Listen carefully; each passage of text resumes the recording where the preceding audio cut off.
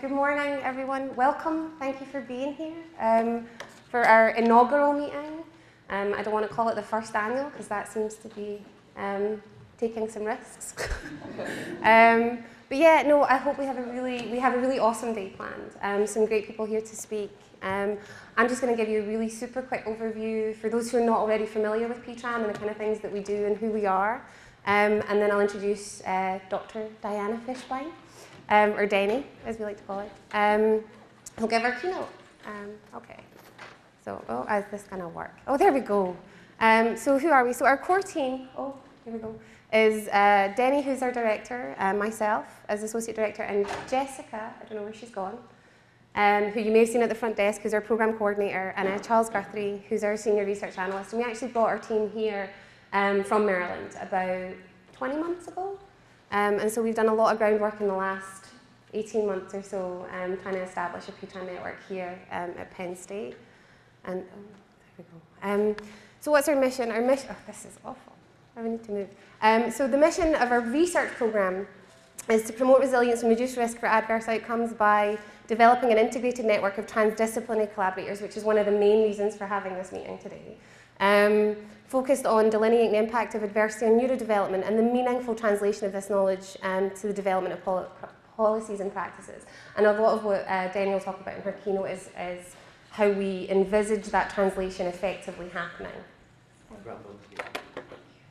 And our second aim is to create a centre of excellence for translational neuroscience within the Prevention Research Centre based here at Penn State, which will promote the application of neuroscientific knowledge and techniques to prevention science, and we all want to provide a supportive environment for productive translational and transdisciplinary collaborations. And again, a really big thing that we want to do today is start promoting conversations between departments, between individuals from different centres, to try and start working on these collaborative relationships to lay the foundation for this centre. Oh, this thing's making me crazy. So this is a summary of our primary domains. So again, I'm having a lot of a problem reading this. But so on the left-hand side of the figure is all of the various techniques and approaches that we use in our research program. So we use a lot of neuroimaging, functional and structural, psychophysiology, neurocognitive assessment, biochemistry, genetics, epigenetics. In the centre is really where the research projects that we conduct within PTRAN can be grouped. And so can I move this closer? Because I can't even read. Can people still hear me? Can we do this? So we have environmental and psychosocial influences of neurodevelopment on behaviour, neurobiological precursors and consequences of drug use, and mechanisms of behavioural change, and looking at intervention effects. And what we're really trying to do is feed forward the outcomes of this research into translational impact in education, in treatment, in practice, and in policy. And again, Denny will talk a lot about how we actually will make that happen. Okay. And this is just a summary of some of the types of projects that we have either on the go or in the works just now. So I apologize to all the speakers who will come after me. This is not our slide advancer. But, so again, you can read this for yourself. But again, in those different domains, we have a number of different projects kind of targeting those different aspects that I just described. And what I also wanted to really get to is, as I said, we've spent a lot of the last 18 months really trying to grow our network here at Penn State. And the lovely pictures you see here are also in the program. These are all the people who have participated so far in PTRAN discussions and efforts, and who we are. I'm just going to assume that you're all going to come with us into the future. You have no choice. But we have really good representation across University Park. We have a lot of folks from psychology, including there are some folks not pictured, and it's not because we don't love them. It's just I didn't have headshots for them. But we have Susie Sheriff, Karali Perez-Edgar, who's here and will moderate the first session, Janae, Frank, Michael Hallquist, who's also here and will speak today, and Martha Wadsworth, who will also speak, and Jose Soto, who is also here and will moderate one of our sessions. From Biobehavioral Health, we have Thomas Gould, Adan Shalev, Helen Kamens, who couldn't be here today, and Hannah Schreier, In Human Development and Family Studies, we have Chuck Geyer, Bo Cleveland, Lisa Gatsky-Kopp, and we also have representation from other groups like Nursing with Laura, who's over there, Kathleen Keller from Nutrition, and Christina Neely from Kinesiology. And we are always looking to grow our numbers. So again, anybody who hasn't yet been invited to a PTRAN meeting, like all you have to do is shoot me an email or Denny an email. We are always looking to grow the network, grow our connections, and again, grow this collaborative relationship. Okay, so what's the objective today? Our objective today was to bring together Penn State researchers working on key themes in biobehavioral health, to give folks the opportunity to learn about current PSU research programs that are or could be aligned with translational neuroscience goals. So again, we have a really mixed bag today. We have some folks who are already incorporating a significant amount of translational neuroscience or other translational biology in their work, others who envisage a way that that can happen. And we've asked the speakers each to kind of talk about what the potential may be and what the barriers may be to doing that in their work. We want to offer ways to learn about how to adopt a translational neuroscience component. And we also want to give everybody the opportunity to network with potential new collaborators with the aim of promoting translational approaches to biobehavioral health. And again, at the end of the day, we have a kind of breakout session to give people the opportunity to really do that. And our future aims, we really want to, again, promote and develop these novel collaborative translational neuroscience projects. And we want to really move forward in the development of the infrastructure to support translational neuroscience at Penn State. And we're looking at this both from the perspective of research projects, but also in training new future scientists in translational neuroscience and prevention. And again, I just want to thank everybody for being here, for coming along. We're really happy at the extent of the interest in today's meeting. And with that, I'm going to introduce Denny. I'm going to get my sheet of paper, if that's okay, and not trip over wires. Okay, I'm back. Okay, and we'll set up your talk in just a second. Sure. That's okay. So for those who don't already know Denny, and I think most people in the room probably do know her, Denny is the chair of the Prevention Research Centre. She's also the director for the Programme for Translational Research on Adversity and Neurodevelopment. She holds multiple affiliate positions at various high-level institutes, including Johns Hopkins, University of Maryland School of Medicine, Georgetown University, University of California, Irvine, and the National Institute on Drug Abuse Intramural Research Programme.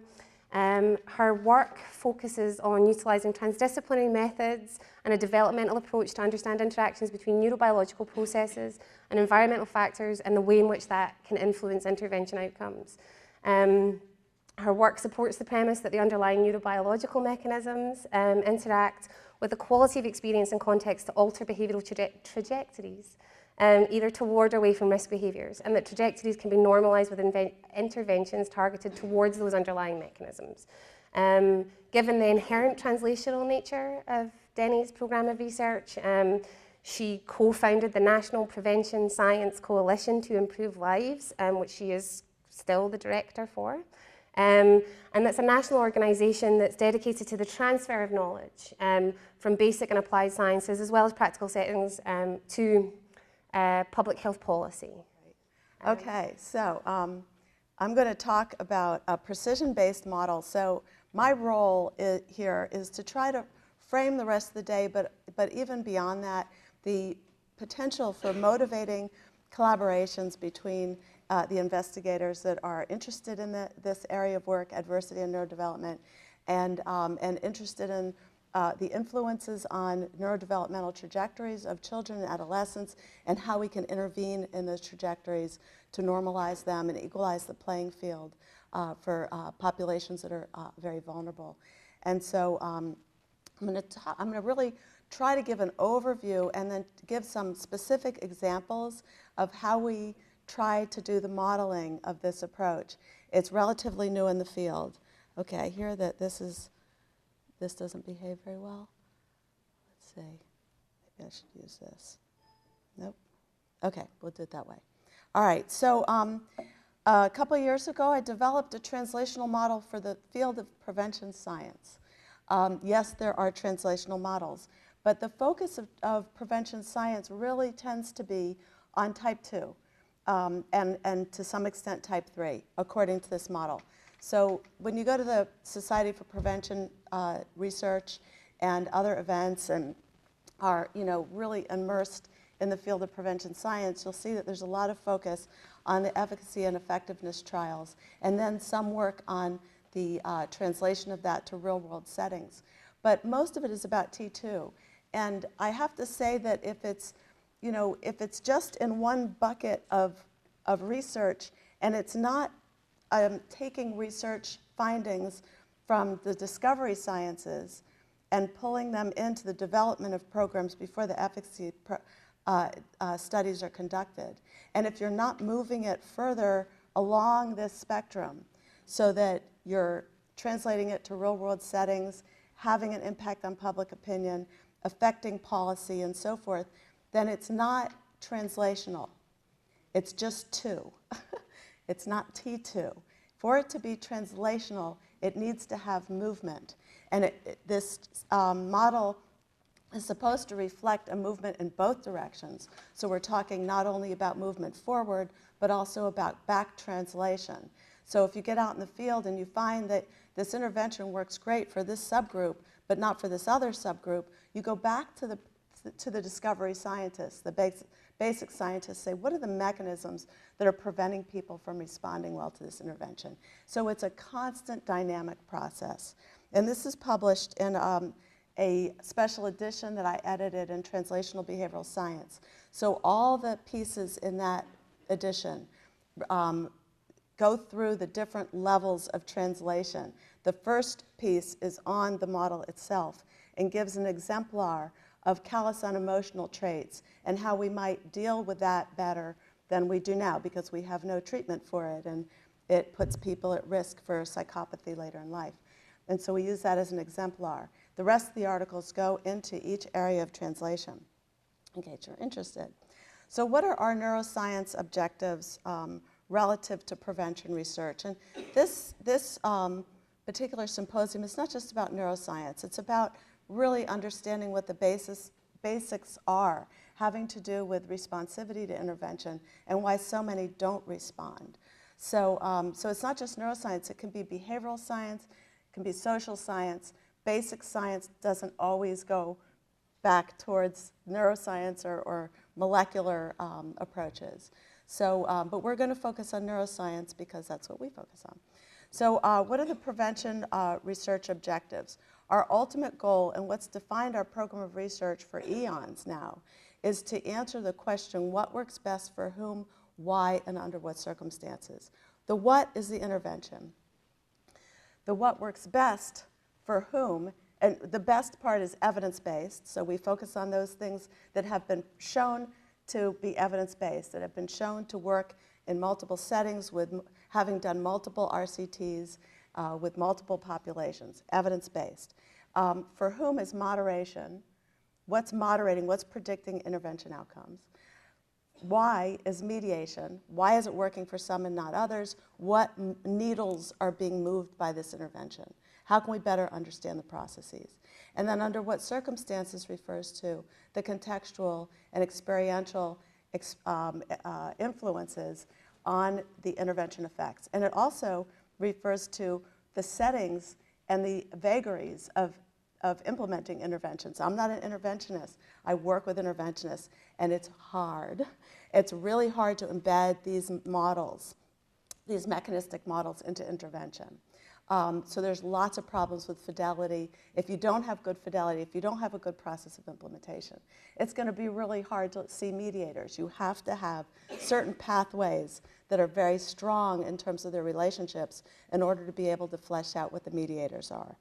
So that's our ultimate goal. And we want to be able to understand risk behavior on the basis of what its etiological underpinnings are. So we ask, what are the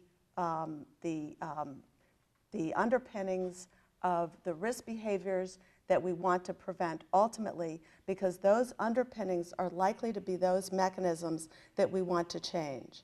Okay, so that points us in the direction of some potential mediators. At present, in the field of prevention science, we have, and this, I don't know if it's widely known or not, but most interventions, even those that are considered to be evidence-based model programs in blueprints, et cetera, only have small to modest effect sizes. So you can imagine that that means that we're missing most people who receive these interventions over time. Modest at best. Very publishable. If you have significance, it's very publishable, and we're all thrilled that we can do that. But it doesn't have the clinical utility that it needs to have. We want to be able to reach more children, more adolescents, whoever it is that we're focusing on.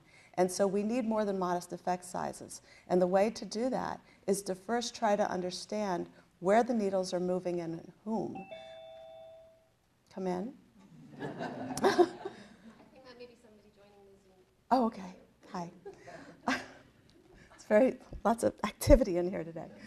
So we want to find out why people respond well when they do, because we really don't even understand that for the most part. Why are people responding well? Who's having the needle moved?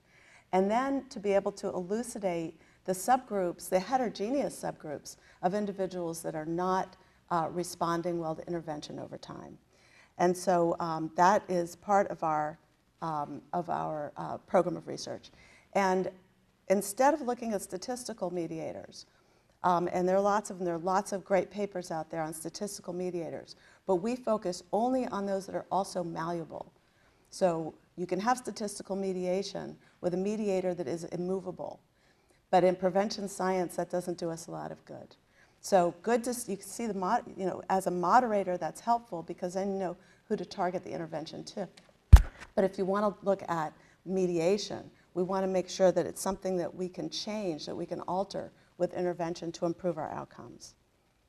So this is the great Emma Rose, not the late, the great Emma Rose's model to help us describe the overall, all the influences and the complexity of what leads to the phenomena that we're trying to prevent. So I don't know if this has a laser, but even if it does, I can only go in one direction. So, all right. Well, at the top are switches, and they represent genetic variants that are turned on or off at birth, and they are relatively static. So people are born with a certain complement of genetic variants that can place them at risk or it can be protective, but they're not, the genetic variants themselves cannot be changed. Then we have environmental dials or switches that are ramped up or down.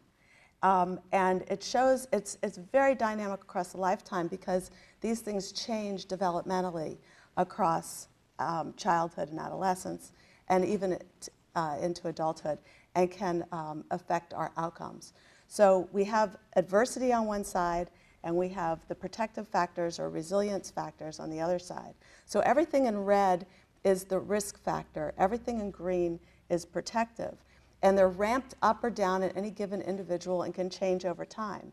And these environmental influences, such as with adversity with discrimination, deprivation, witnessing violence, child maltreatment, et cetera. For resiliency, because you probably can't see it very well, resiliency, you have things like good education, adequate housing, positive attachments, and so forth.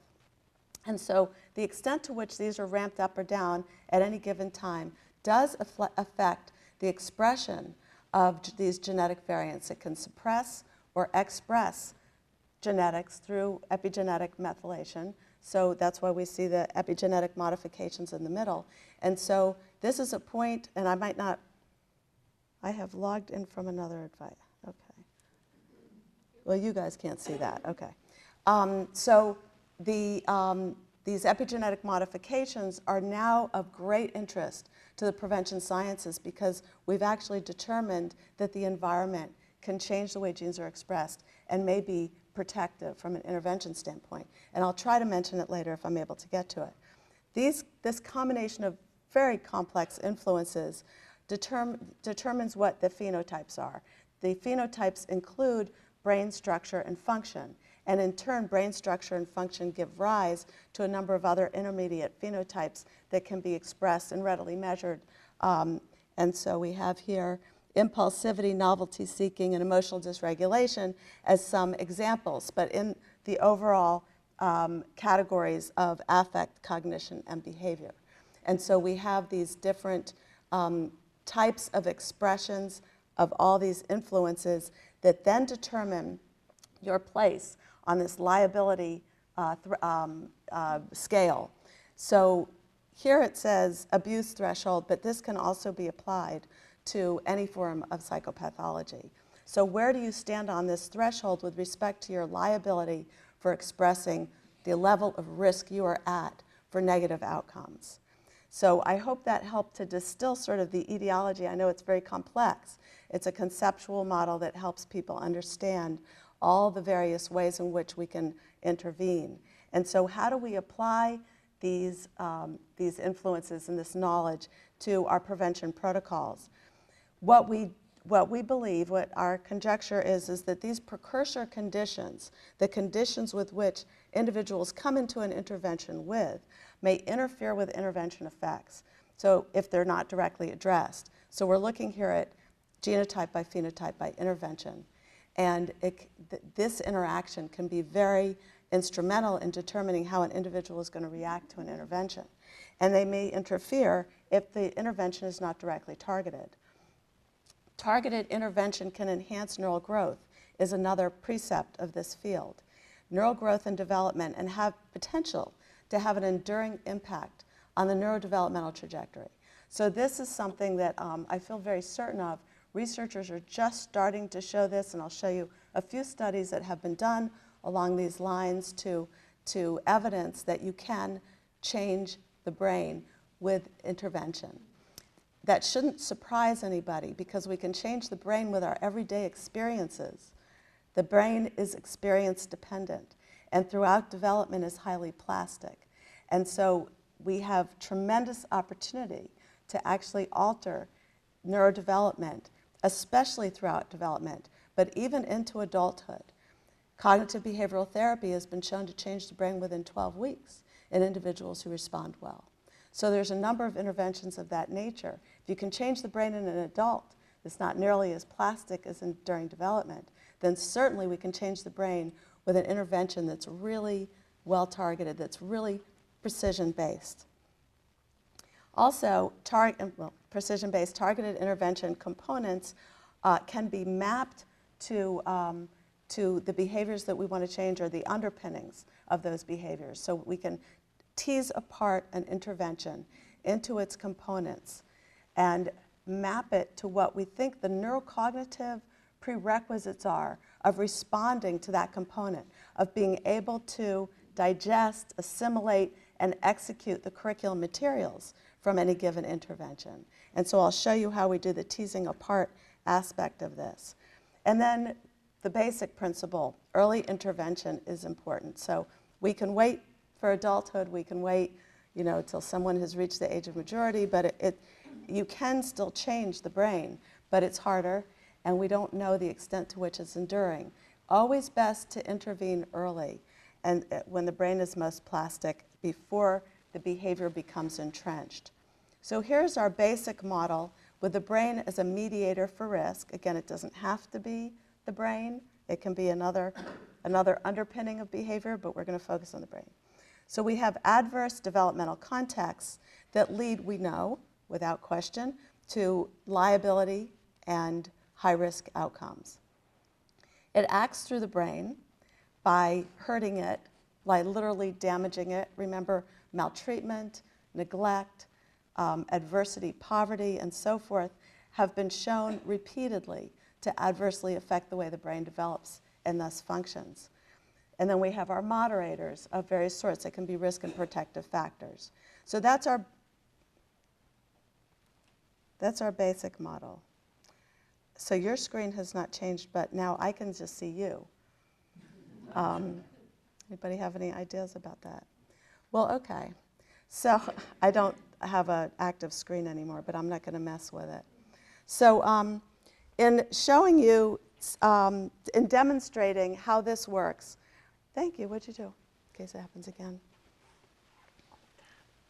Alt-tab, okay. Okay, thank you.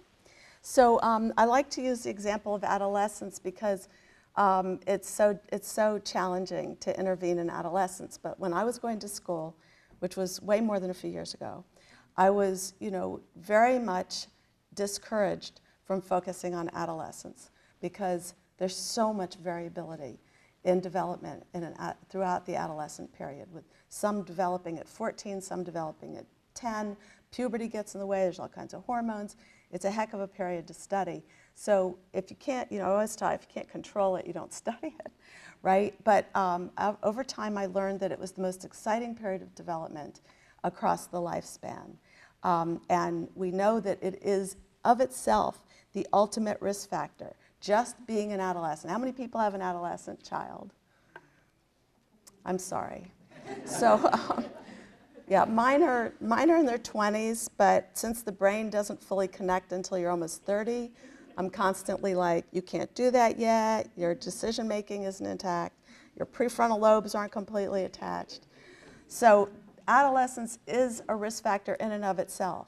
But when you have these, the processes that I'm going to describe going on that are in the not normative range, you can have much more risk and therefore a lot more potential for injury, damage, death. There's no other time of life where there are more deaths as there is in adolescence from risk-taking.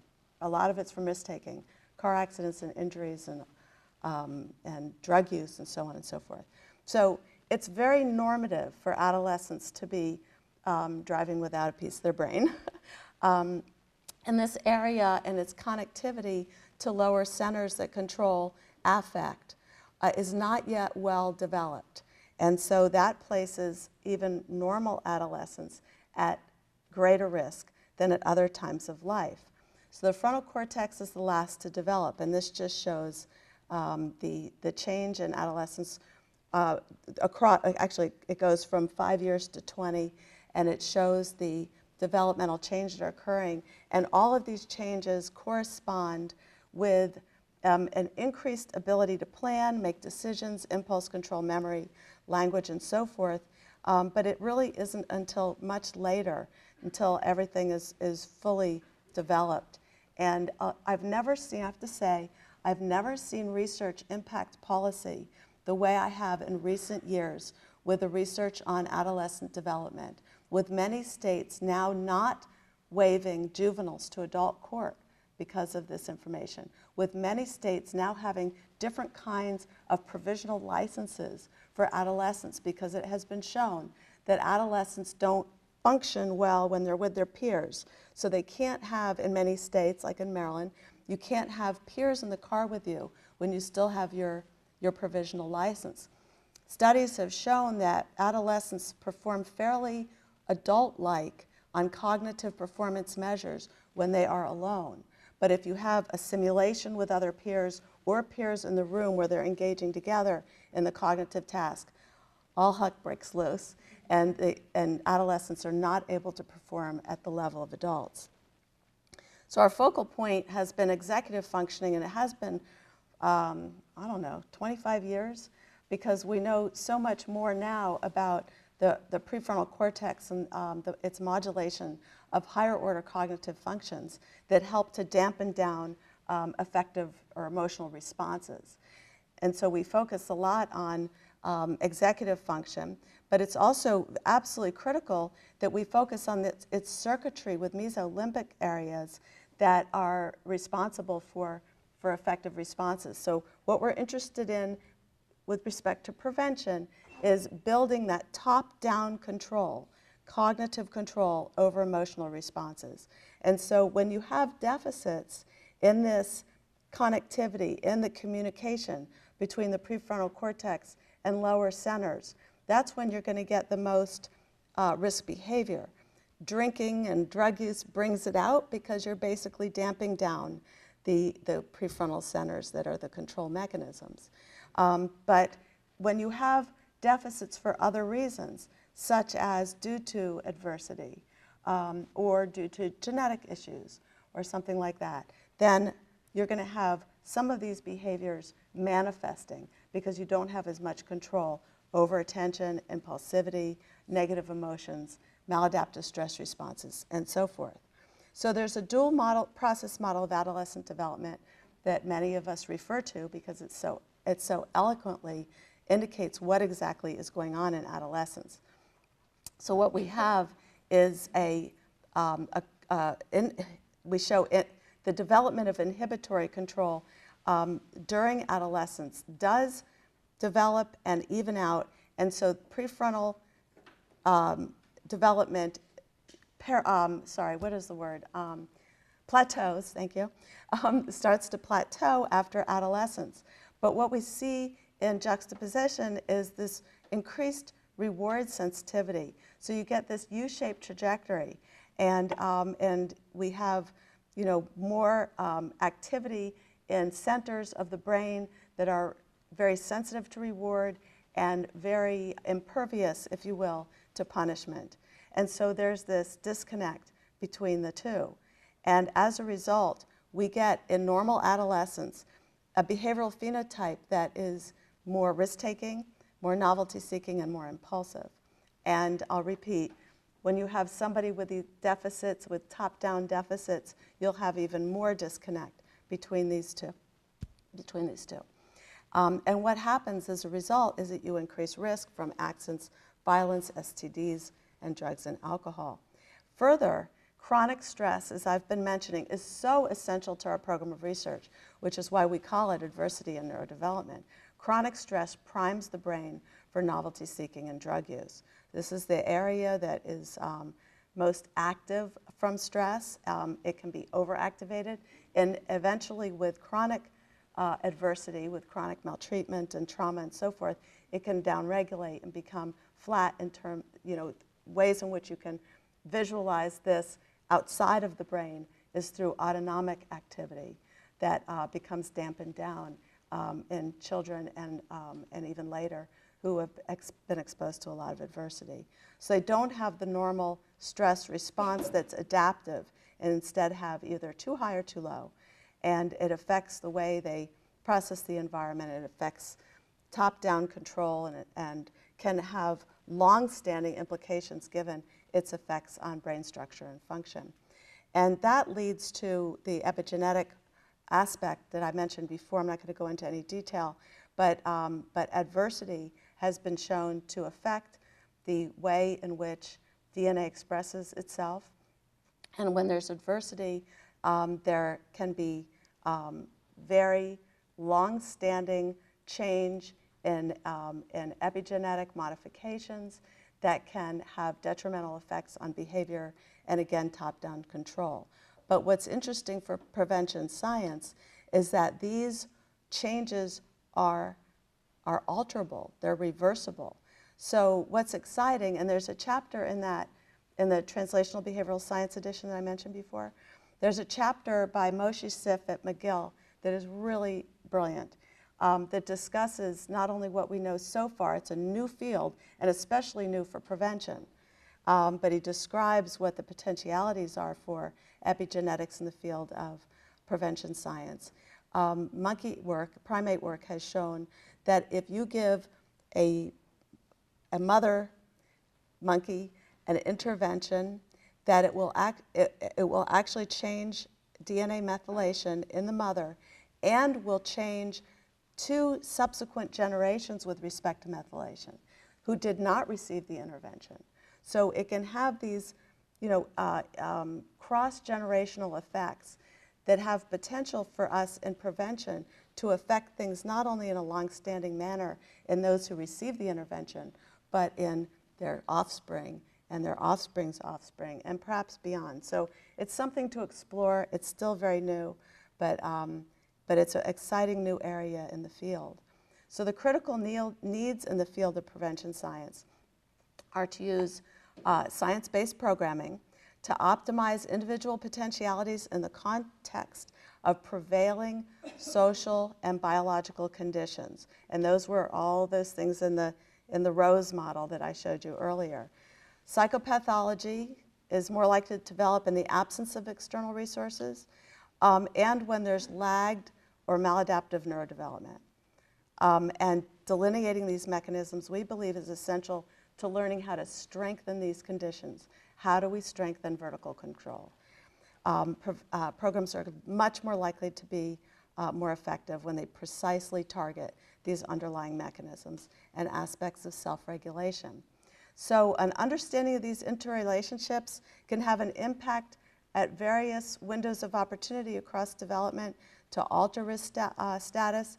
It potentially provides a more accurate predictive analytic by which to do so, and that is a whole talk in and of itself. Some are now exploring the use of big data to better understand the phenotypes that lead to these outcomes. I'm not going to go into that. It also will help us to guide the refinement or design of refined interventions, of more targeted interventions. So what do you do once you know what the mechanisms of behavioral change are? You take that, you don't have to trash your intervention. You take your intervention, you say, okay, this is a subgroup that is not getting it, that is not catching this intervention. So what's going on? Is it the stress physiology that's shutting them down? Is there a need for strengthening social competency skills? What exactly is happening? And so what we can do is take these interventions and refine them, and even in universal interventions, you can refine them to spread a wider net, basically benefiting more children. We can also determine by this method whether adjunctive treatments are needed. So sometimes you can't use your preventive intervention individuals, and I'll explain what we've found in our own studies. Sometimes you can't use them because they're not at the point where they can really digest, assimilate, and execute the curriculum materials. So we have to go, if they're really underdeveloped in ways that we have now identified, they may need adjunctive treatments prior to applying the prevention approach. So I always say we don't know enough, but we know enough. So I talked a lot about what we don't know, but we do know enough in that we've been able to identify evidence-based interventions across development that have been shown to have an impact in these different developmental periods. So these are just categories. These aren't specific types of interventions, but there are a number of interventions that fall within each of these categories that map to different developmental stages. And they have been shown to work, but again, modest effect sizes at most. So this is good to see that we'd have this, we know enough to translate this information and have an impact potentially on a population level by what we know now. We just want to know more. We just want to be able to reach more people. So what we have, as I've been saying, is this need to improve effect sizes. So we have large numbers of poor responders still from our interventions, and this is true for all the sorts of behaviors that we study. So we need to better understand what these mechanisms of effects are so we can make the little pink bubble as big as the big purple bubble and be able to move the needle in these poor responders. And I have these little types on the bottom here to reflect the heterogeneous nature of the poor responders groups. So this is our model for intervention, in that we want to affect the brain. Those are tools that are fixing the brain. And then we get to desired outcomes. So that's our overall intervention model. And we do this by understanding mechanisms of behavioral change, and we can develop and identify efficacy biomarkers that will help us determine what is changing in whom, and then use these efficacy biomarkers to track the change developmentally over time. So what's been done in the field? These are the studies that have been done that have used this mechanistic approach to look at either moderators and or mediators of behavioral change. And I don't expect you to be able to read all that. But the idea here is that there are only a few. I've missed a few in this. So there are a few missing here, but only like 3 or 4. I just couldn't fit it in and still put these framework reviews that are very, very good on the bottom here. There's 3 framework reviews that are very good to read about this, this idea, this program of research. So these studies are the ones that look at the brain or physiology, okay? And in the context of a preventive intervention. So there aren't many, but it is increasing. So a few years ago, and I'm still working on the data, because we actually just finished the study about a year ago, We did a study using Mark Greenberg's promoting alternative thinking strategies.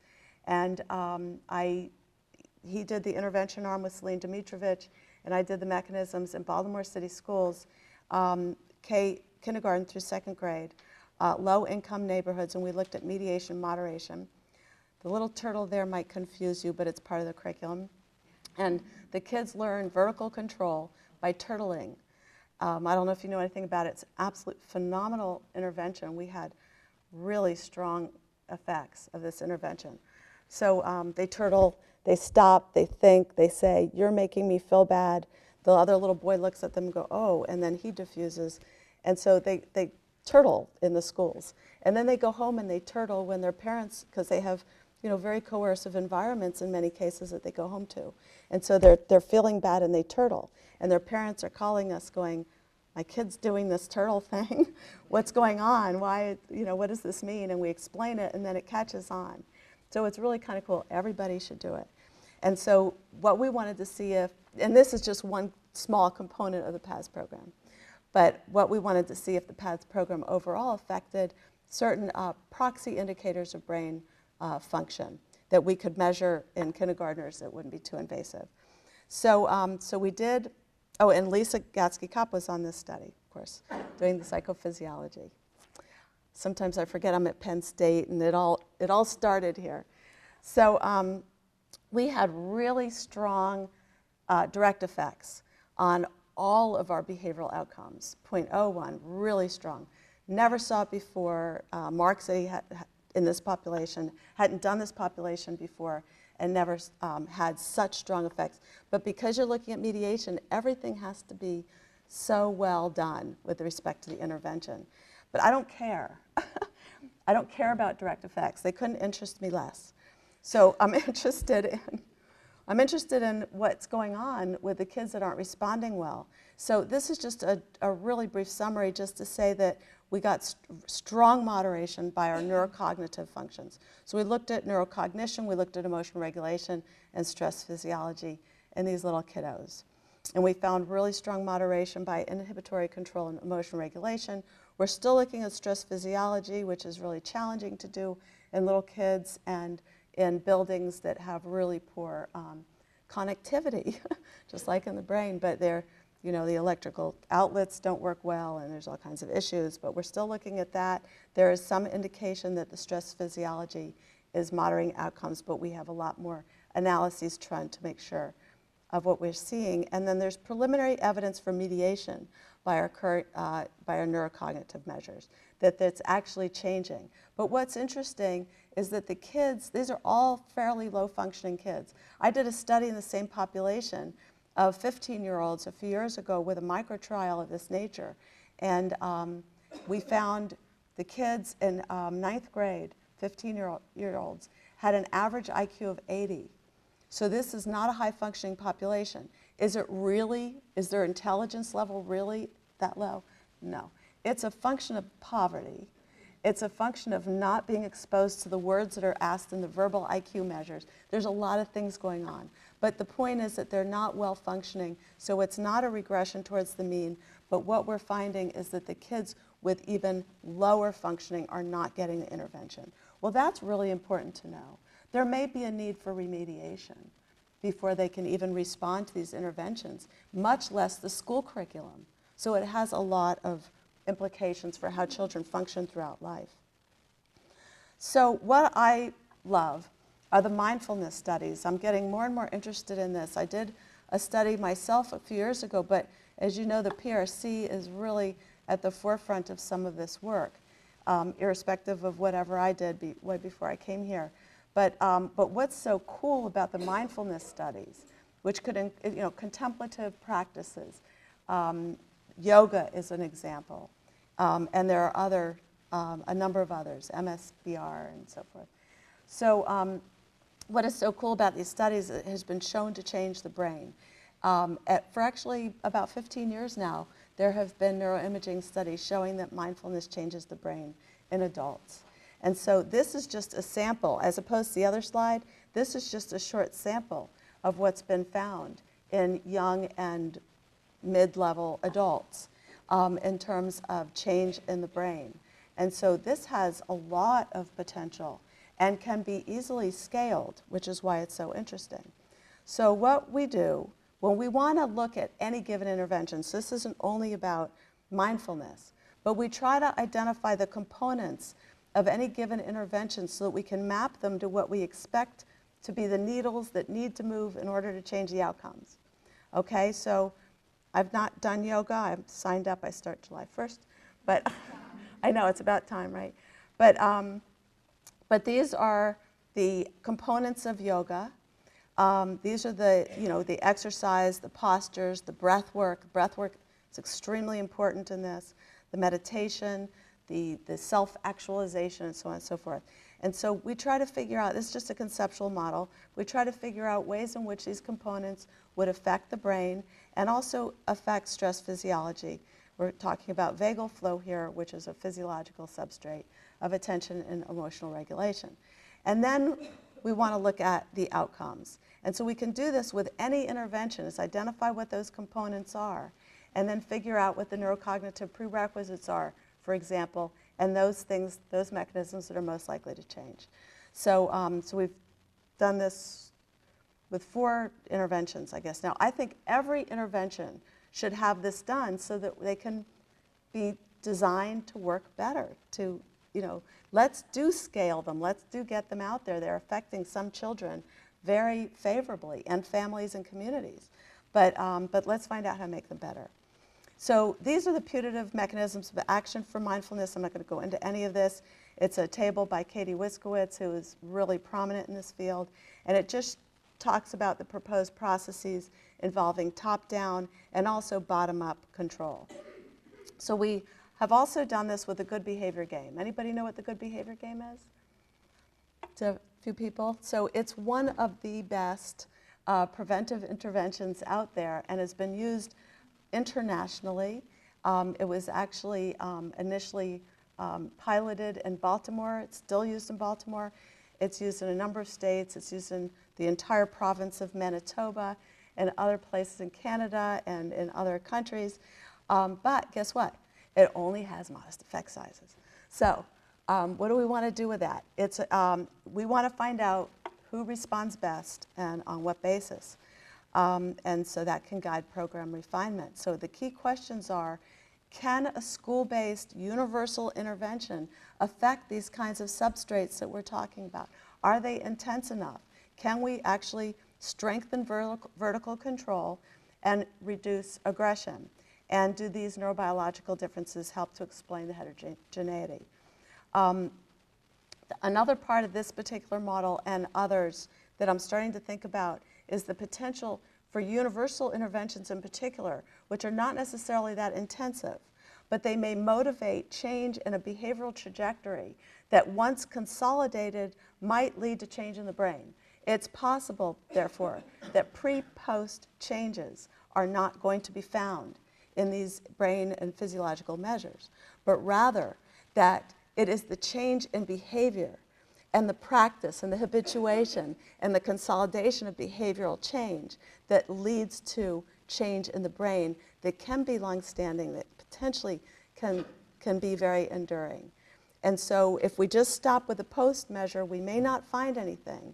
But if we use that model and look out a year, 2 years after the intervention, and then you have to differentiate between those that sustain, you might have a group of the favorable responders at post, but then look out further, and they may be differentiated on the basis of sustainment of that behavioral change.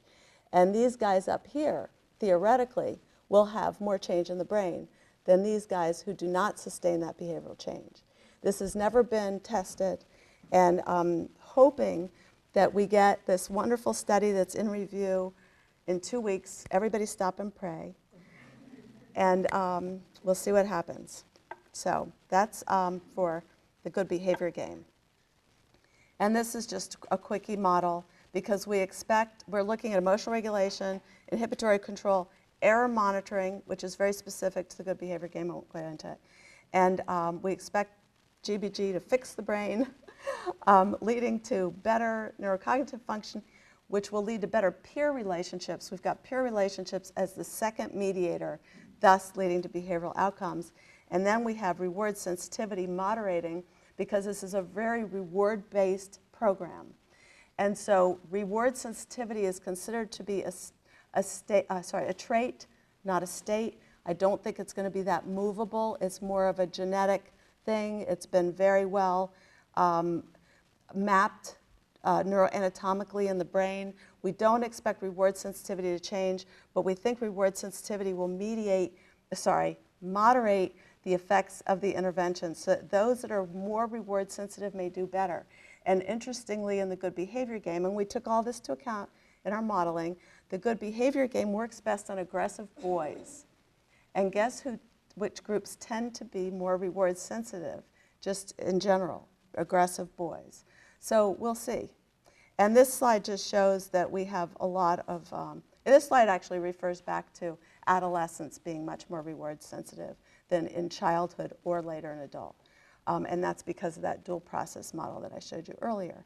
So we want to strengthen vertical control. I have no idea what time it is, so I'm going to skip over this.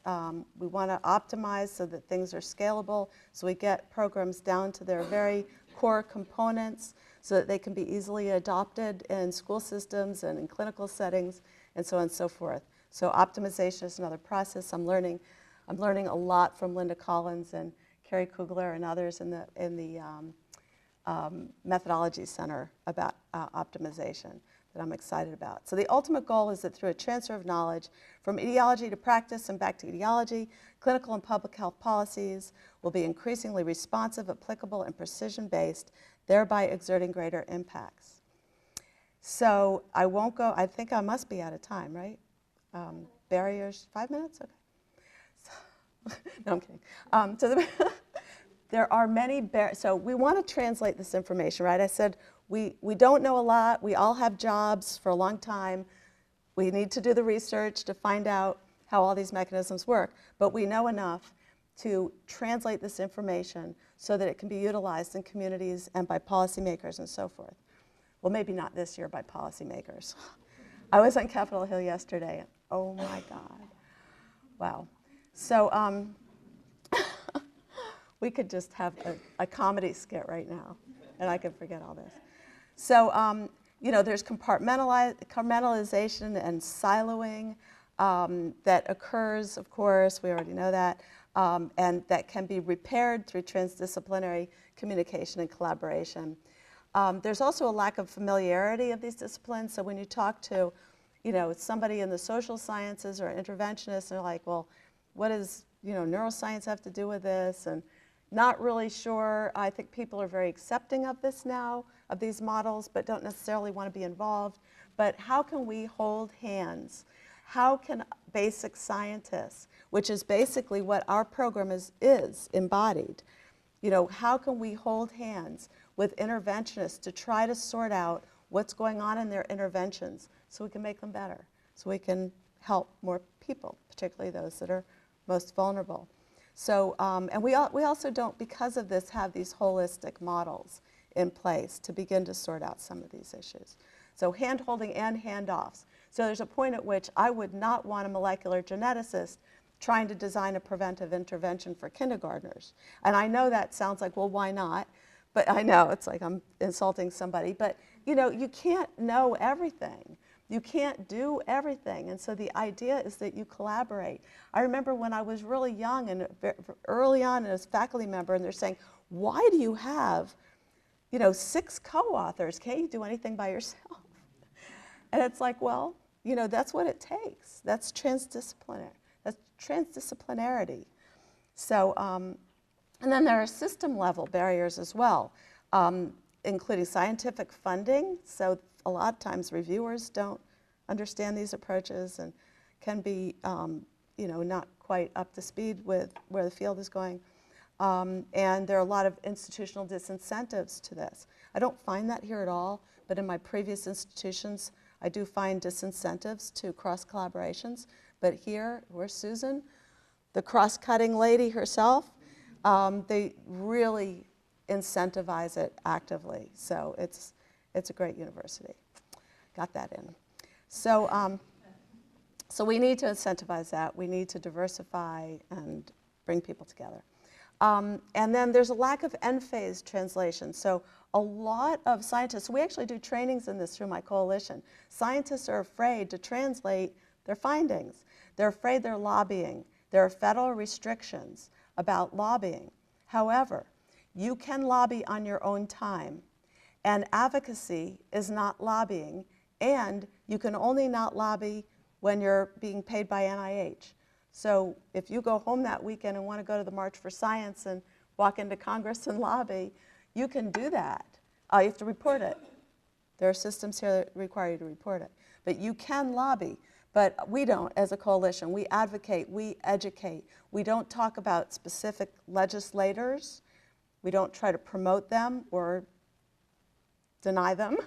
And we don't get into the specifics of bills. And so that's what lobbying is about. So instead, we educate them. We bring them materials. This is prevention science. This is the Out of Poverty Caucus at Congress. Consider prevention science as something that has the potential to improve economic security of families and children and individuals. You know, here's the literature. You know, so you can go in and educate them. Staffers are biting at the bit for materials that will help them stand out with their legislators. These staffers are like 24 years old, and you go, really? But they're really bright people, and they're really the eyes and ears of the legislators. And then you start to develop a relationship with the actual legislators. So we can do knowledge mobilization by building these relationships between scientists, practitioners, and clinicians, and the end users, which are in some cases the policymakers, in other cases are the communities themselves. And so we need there is widespread illiteracy. I get Congress people asking me all the time, what's prevention science? And I'm like, oh, you know, let's sit down, you know. But I mean, it's like people in general don't know what prevention science is, or that there is a science to prevention. So we need to get people literate with respect to what the evidence is and what the potentialities are. And unfortunately, another barrier is that these key players lack this knowledge, and they lack the capacity to do anything with it. But we can help. we have, you know, in the coalition, we have a mechanism by which to not only translate the information, but to provide policy recommendations and ways in which they can consider it in their decision making. So this is the National Prevention Science Coalition to Improve Lives.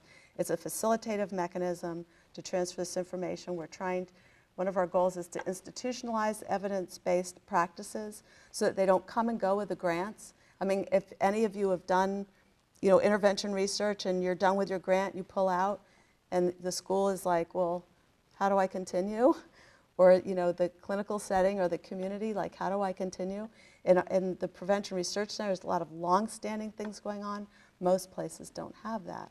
So they come and go with a grant, and we leave them hanging without any way to continue. But we've got our publications, and we've got our data, and we go on to our next grant. Nobody really wants that. As people who are, you know, who are prevention scientists, what is most dear to our heart is to really uplift the vulnerable populations that we study on a long-standing basis. That's what we want. That's the end point for us. And so we need to find a way. We are the way. Boy, I'm sounding like I'm preaching. But this coalition is that mechanism, the handoff. So you come to us and you say, we've got this. We need this out there. We will promote it. We will educate. We will talk about your methods and so forth and get that information out there. We want to create a national resource or a clearinghouse for this information here at Penn State. And we want to train the next generation of scientists, as Emma already said. And the relationship building is absolutely key to all of that. So when we do these congressional briefings, like we just did one this week, that is just the beginning to a relationship. So the briefing is sort of the speed dating. And then you get the materials out there, and you call the staffers, and you start to provide information. And we are now at the point where we're getting barraged with requests from legislative offices. And so we need money because we're a volunteer organization. There's over 500 members from scientists all over the country, clinicians, educators, policymakers, advocates, community organizations. We also have over 50 national organizations that are our affiliates, and we work with a number of federal agencies as well. And so we have, we're like the Verizon network, right? And so we just need to be fed, but we also, we can feed this information out, but we need to identify foundations and so forth that will help us get somebody. We'd like to have somebody in DC to work in DC every day, to be building these relationships. And so we're looking for foundation money if anybody has any ideas, because we all have our day jobs. So, and just some acknowledgments, and that's it. And thank you. Yes. We are honored to have Dr. Neil Sharkey here. As you know, is the Vice President of Research for the university. I met him, it took me a year to meet him after I came here. But it was, and at that point I talked about the possibility of this symposium happening. It was way before we had organized it or anything. And he said, oh, I'll come. And now that it's here, he's like, I got so many things to do. But that's why we're just absolutely thrilled to have him here. And I'm hoping he'll say a few words too before we get started. Hi. So I don't know if that was a good introduction or a bad introduction. Was it? Okay. So I'm sorry that I'm not going to be here too long, but it seems like, unlike my past life, the end of the semester does not go like this. It sort of goes a little like this. So I do have lots of commitments today, but I'm happy to be here. It's like old home week for me, so looking out there. There's a lot of familiar faces. I think most of you know that HHD is my home college. The Prevention Center and our other centers there are near and dear to my heart. When I was in the Associate Dean role in HHD, had regular meetings with Mark was the director of the center, and then Ed. And I learned a whole lot about social behavioral research in that role, and got a new appreciation for it. And I just want you to know that I advocate for you guys from Old Main, and I think it's made a difference. You might not see it immediately, but I think social behavioral, the importance of it from a societal level, as well as the importance of it in the institution, I think is probably better appreciated in that building than it's ever been. And so I'm proud of that. I'm proud of what you guys do. I don't know if you know, the National Science Foundation tracks expenditures across all the big Research One universities, and they do it by categories. And I always go around, I'm sure some of you have heard me say this before, but we're a pretty impressive place. So we're always in the top 25 as far as rankings. This past year we were 22nd, which is a little bit of a slip. Usually we're in the high teens. But it's big, so $836 million in expenditures a year. So the Science Foundation categorizes those into areas, and in areas that you would expect a land-grant institution to be good at, we are. Agricultural sciences and many of the engineering disciplines and earth sciences were really strong, and we rank in the top 10 in many of those categories. But we're also really strong in social behavioral, and that's reflected in, they actually categorize things as psychology and sociology are a couple of the categories. We rank 5th in the nation in terms of research expenditures for psychology, and 2nd for sociology, so we ain't doing too bad.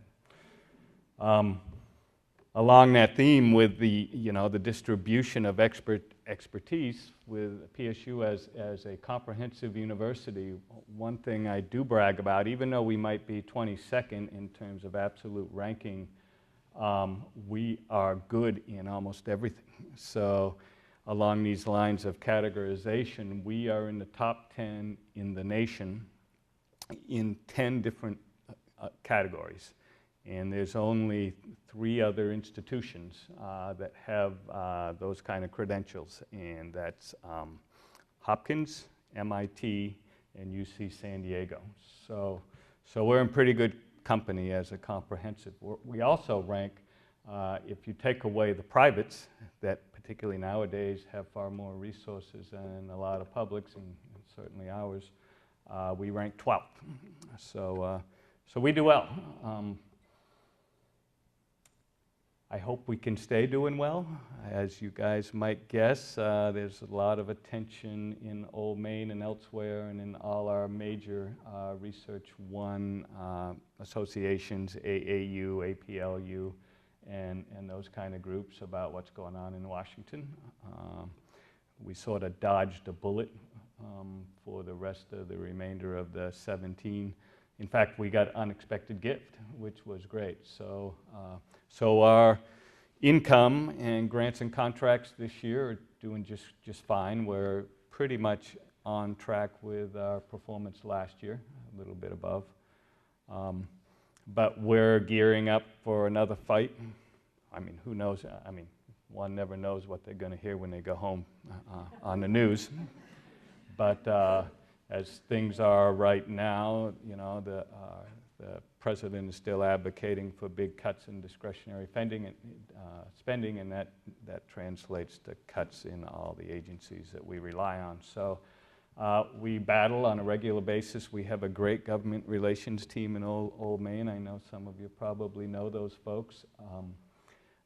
They're on it. Our major Research One organizations are on it. Individual faculty members are on it. If any of you, and I'm sure a lot of you already do, but if you feel like you have what it takes to be a good advocate, then by all means come and have a chat, and I can connect you with folks to get you connected to congressmen and make some visits in Washington. And I think that kind of heat has actually paid off. Even on the Republican side of the aisle, there is a lot of support for R&D in this nation. And particularly along the lines of the type of things that you guys do, I mean, you have big impact on mental health and health in general. The nation's never going to defund NIH, I can tell you that, but some of the other agencies I worry more about. But still, we need to maintain heat down there, so anything you can do in that regard can help. What else shall I talk about, just to let you know what's on my mind? So health is on my mind. If I go back and reference back to the rankings that I was just talking about, those institutions that rank above us are because they have much larger biomedical research enterprises than we do. And in fact, the folks at the major institutions at the top, that's pretty compressed rankings. It does a shuffle pretty much every year. But our peers that are above just have a lot more spending and get a lot more dollars from NIH, essentially. So we are, and I'm sure lots of you get dollars from there, but you know, this institution's very modest in what it gets from NIH compared to a lot of our peers. So I give you, you may have heard this before, but you know, our overall NIH portfolio is probably around $120 million a year, or something like that. With this campus, all our campuses combined, Hershey and here.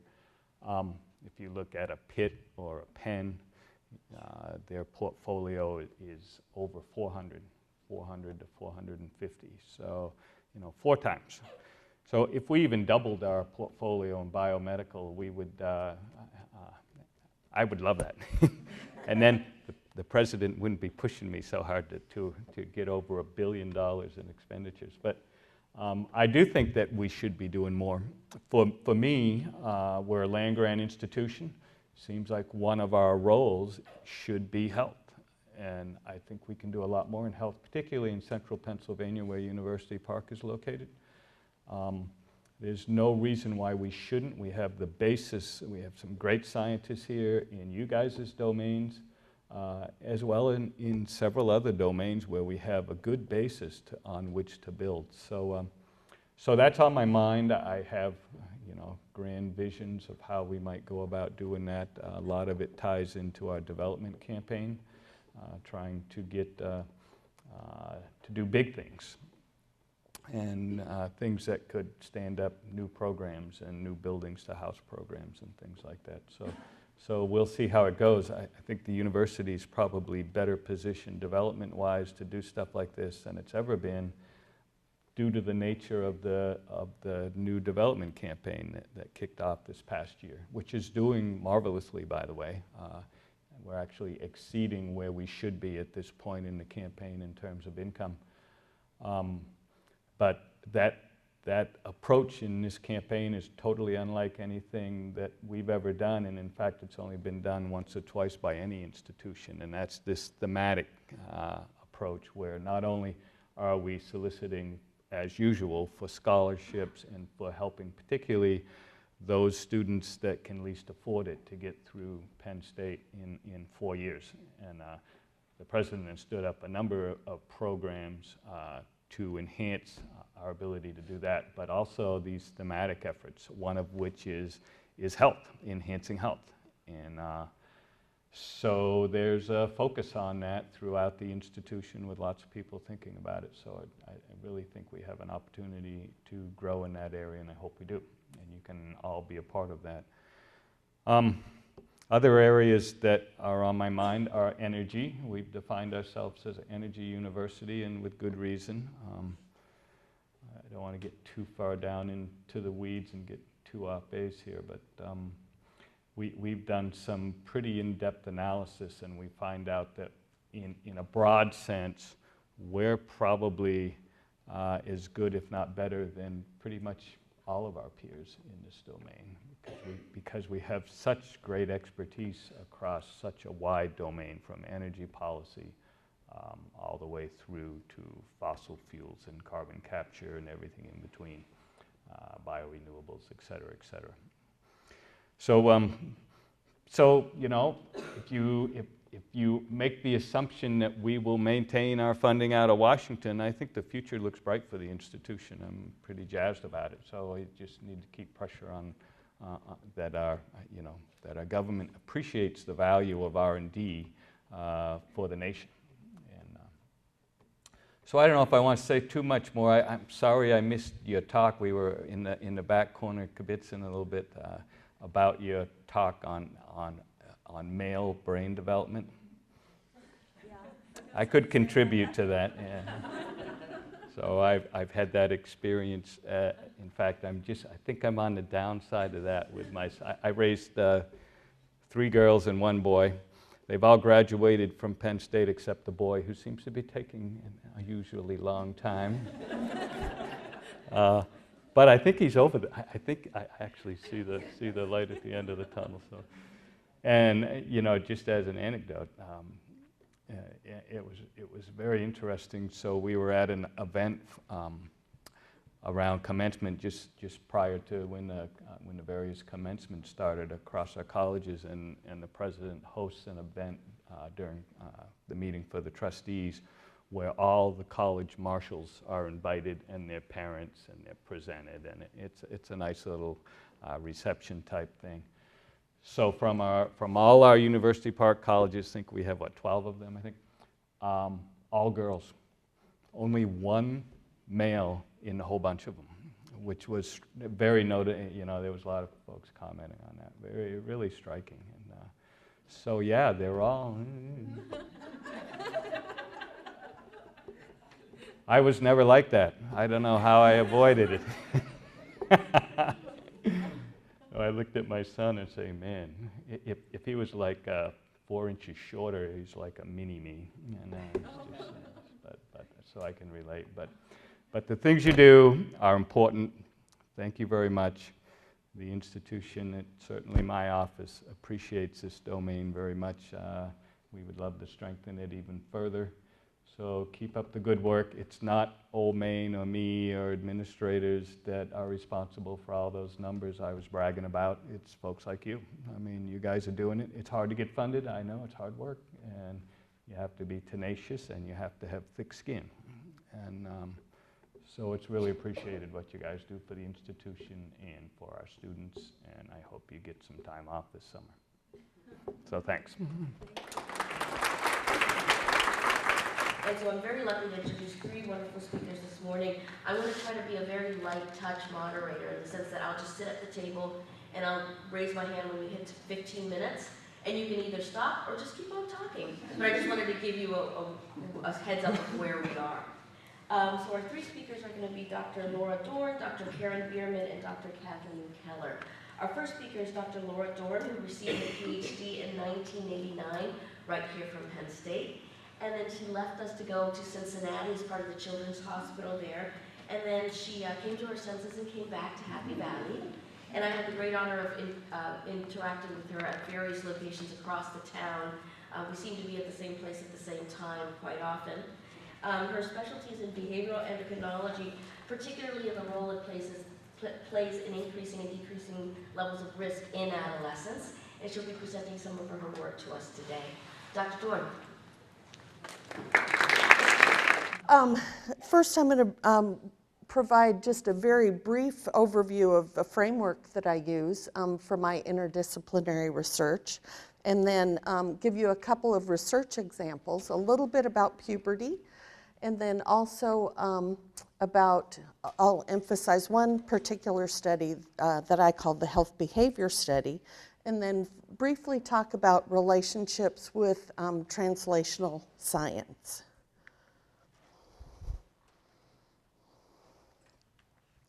So biological transitions are really times of increased physical or psychological vulnerability, not for everyone, but just for some individuals.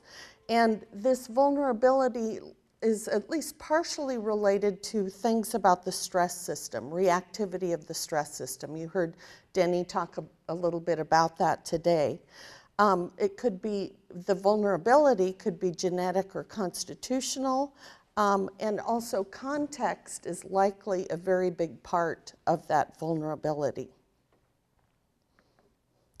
So what are biological transitions? Well, first of all, usually they're processes during reproductive phases of life, and they're oftentimes very distinct hormonal changes that occur with those times. And almost always physical changes come with them. So what are some of those changes? Certainly intrauterine life or the neonatal period, puberty, which is kind of my first love. Not many people like it, so either their own, their children's, or whoever, but I like it. Also pregnancy in the postpartum period and menopause. So puberty, I mentioned, is the thing that I study the most. And when I came into PTran, I wasn't doing the neurological things, the neurobiological things. I thought, wow, I'm not sure that I fit. And Denny's heard this story several times.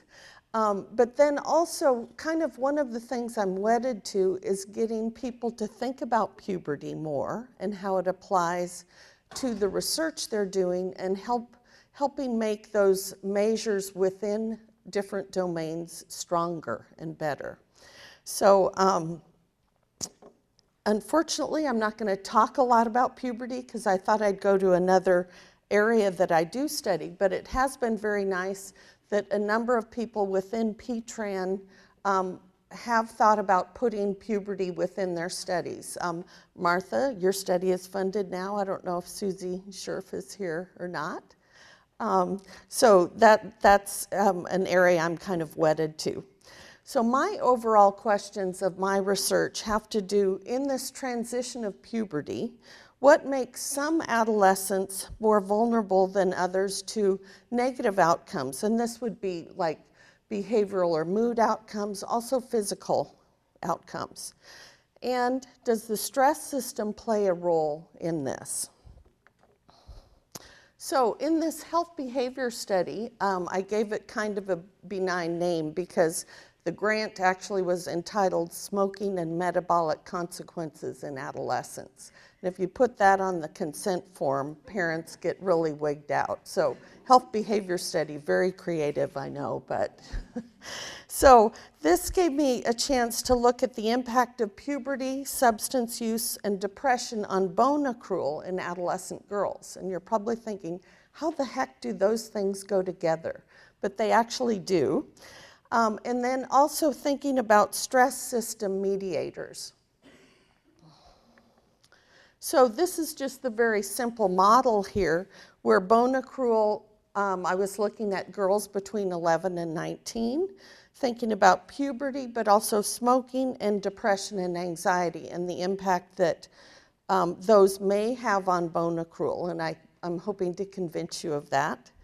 So very briefly, what does the literature say about smoking and bone health? There is some evidence that it does have a negative effect on bone health. And when I say bone health, I mean things like bone mineral density, how strong your bones are, how dense they are. So both in animal models and in humans, adults primarily, there is a negative impact of smoking. So what it is, we're not 100% sure, more so in animal models.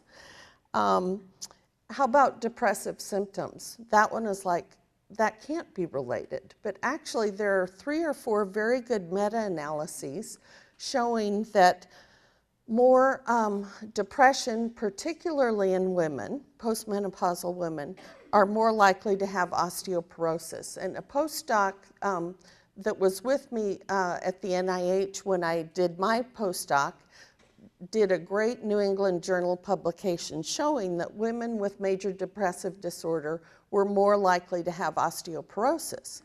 And being the adolescent person myself, as well as my study interest, I thought, gosh, I wonder what happens in adolescence with that. So I'm going to share a little bit with you about that. But let me tell you briefly about bone health, because some people aren't aware about what a big problem osteoporosis is. More so in women.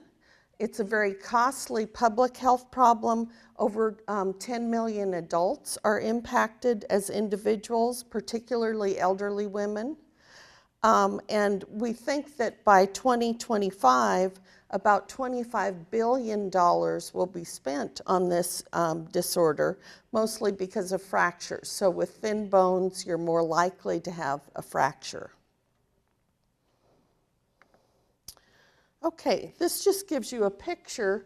What you hope your bones look like are on the left, quite dense. On the right, very thin. You can see how easily that might fracture, either with a fall, or it could fracture and then make you fall, which often happens. The top right-hand picture shows what I think is kind of a minimal view of osteoporosis. I'm sure many of you have seen people who are much more hunched over than that. You lose your balance. That's one way fractures can happen. And the DEXA scan is a way you can look at bone mineral density. So what about in adolescence? Well, believe it or not, about 50% of your bone mass is accrued during adolescence. Much of that is the 2 years around menarche, during puberty, that happens. So a really critical time period. Many people think that it's young children. You know, you say, oh, you have to drink your milk as a 2-year-old. But really, adolescence, a lot happens, especially in girls. And I still want you to remember, though, that 5% of bone density is accrued in the early 20s, both in males and females. So this is also a forgotten, pretty critical period, because also during this time, late adolescence, and young adulthood, that's when there are a lot of risky behaviors you've heard about and know about. And these behaviors, some of them can impact bone health. And in that period from like the 20s on, you have about 40 years, 40 plus years to maintain your bone balance. So anything you can do to keep that bone bank up is really critical. So in bone health, there are non-modifiable factors. For the most part, you can't change race, gender, or your genetic background. I'm sure much of that will change in the next decades. But about 75% of the variance in your bone mass is responsible from those non-modifiable factors. So we have 25-ish% to play with what can be an intervention. So those modifiable factors account for about 25 to 30%. Lots of these are lifestyle and behavioral factors. So exercise and nutrition are known entities for having a key impact on bone health. And I put a couple of statistics here just so you had a flavor of what activity does in research studies. Activity accounts for 2% of the variance in bone mass. And you say, oh, well, that's not much. True, it isn't. But that 2% could be a big clinical difference in your bone health. Exercise interventions account for 0.7 to up to about 3.25% difference to increase your bone mass. That's in postmenopausal women. Hormones have a very big impact postmenopausally, but also during adolescence. So let me tell you about the health behavior study. This was 262 healthy adolescent girls enrolled from a teen health clinic in the community. This is when I was at Cincinnati Children's. We have a pretty good split of Caucasian and African American, and about 5 or 6% were mixed race or other races. And they ranged in Tanner stage. Tanner stage is how far into puberty you are. Tanner 1 being prepubertal, 5 is fully developed. So we had a nice range of that in the girls who were 11 to 17. But about 80% of them were already menarcheal, had their first period. So that means most of the girls were Tanner 4s and 5s, maybe 3s, 4s, and 5s. Okay, this was a study design for students that are here. I'm sure you're aware of what this picture shows, across sequential design. So if you look at the bottom row at time 1, girls were enrolled when they were 11, or they had to be 13, 15, or 17. So at time 2, 1 year later, 11 would be 12, 13 would be 14, etc. So across the 3 annual visits, we would be able to capture development from age 11 through 19. So a very cost-effective way to look at development rather than enrolling 11-year-olds and following them till they're 19. They came to the Clinical Research Center, had a whole battery of about 4 hours of different things. Physical measurements, a variety of labs, the DEXA for bone density, and questionnaires and interviews. So let me show you some results from this study. If we're looking at the impact that smoking might have on bone density, if you just look at the top figure first, what we have is bone mineral density. Can't tell if the top one is lumbar spine. And if you look at the heavy, and age is across the x-axis, if you look at the heaviest, the darkest line there, it's almost flush, actually horizontal there. That is the group of heavier smokers across that time.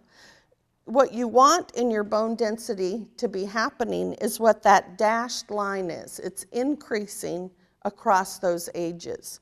So even at that early part in development, and as you know, smokers, many of these kids are not even smoking a pack a day, especially at age 13. So lots of variability there.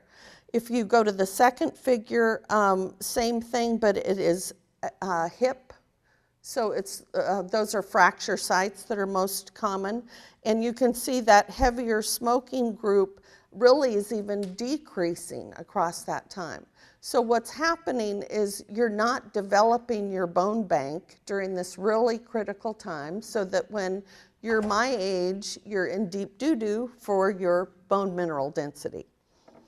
So the next one is going to focus on depressive symptoms. And you can see these figures look a little bit different because there's no age interaction with depressive symptoms here. So going from 11 to 19, that lowest line that is the darkest, heaviest line are kids who had the most depressive symptoms. This isn't depression, but depressive symptoms. So it was a community sample. So they're still increasing, but they're on a lower trajectory of gaining their bone mineral density, both for hip and spine. But again, not that more exciting age by smoking interaction. We don't have the age by depressive symptoms interaction. So this was very surprising because there hadn't been a study in this age group before that looked at either smoking or depressive symptoms. So what are potentially some of the implications for this? Well, their bone bank likely may be being robbed by these. Do we need to capture depressive symptoms earlier than that age 11? Was something happening earlier where maybe there you see that age interaction with depressive symptoms? Is it time for thinking about enhancing prevention efforts for this? Do we need to monitor bone density for those at risk, like those with the smoking behaviors? All good questions.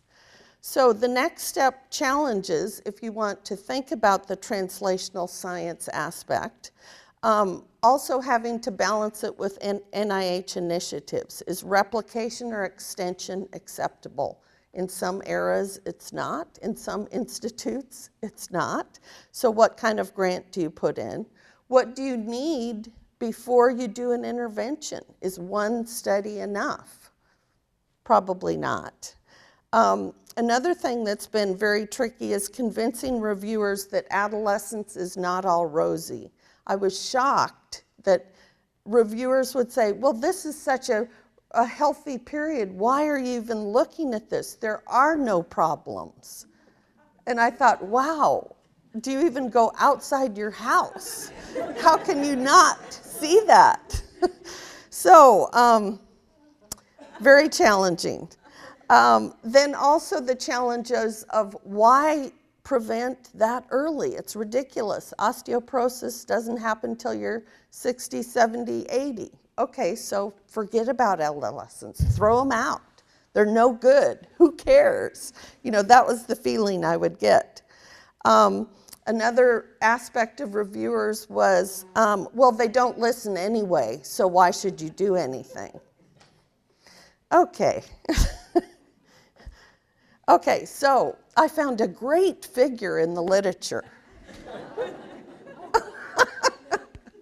Funny how that happens. But I'm so glad Denny talked about it today because I didn't know about it.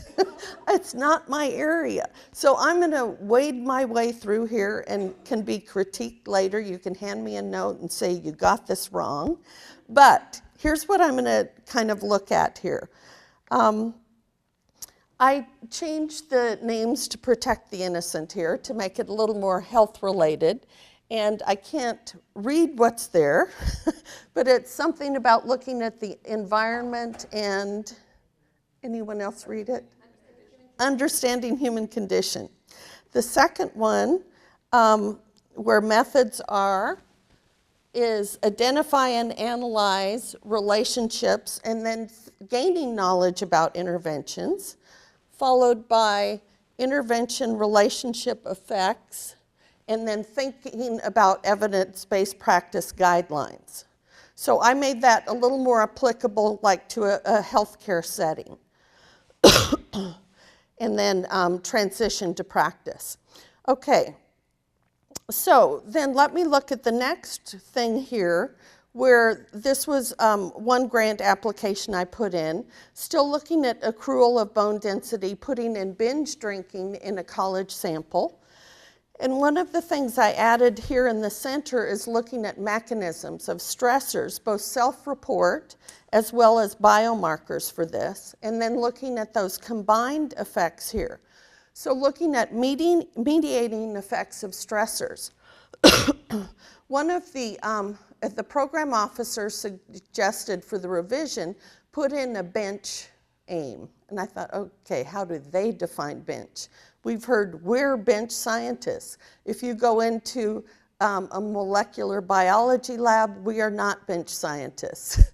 So I found myself two great people to do bone research with me, taking the serum of these girls at the far ends on these behaviors, like high binge, low binge, etc. Taking that sera, exposing it to bone cells, so an in vitro aim for the study, and NIAAA was thrilled. We had about 4 conversations on the phone until 2 weeks before. They said, take that out.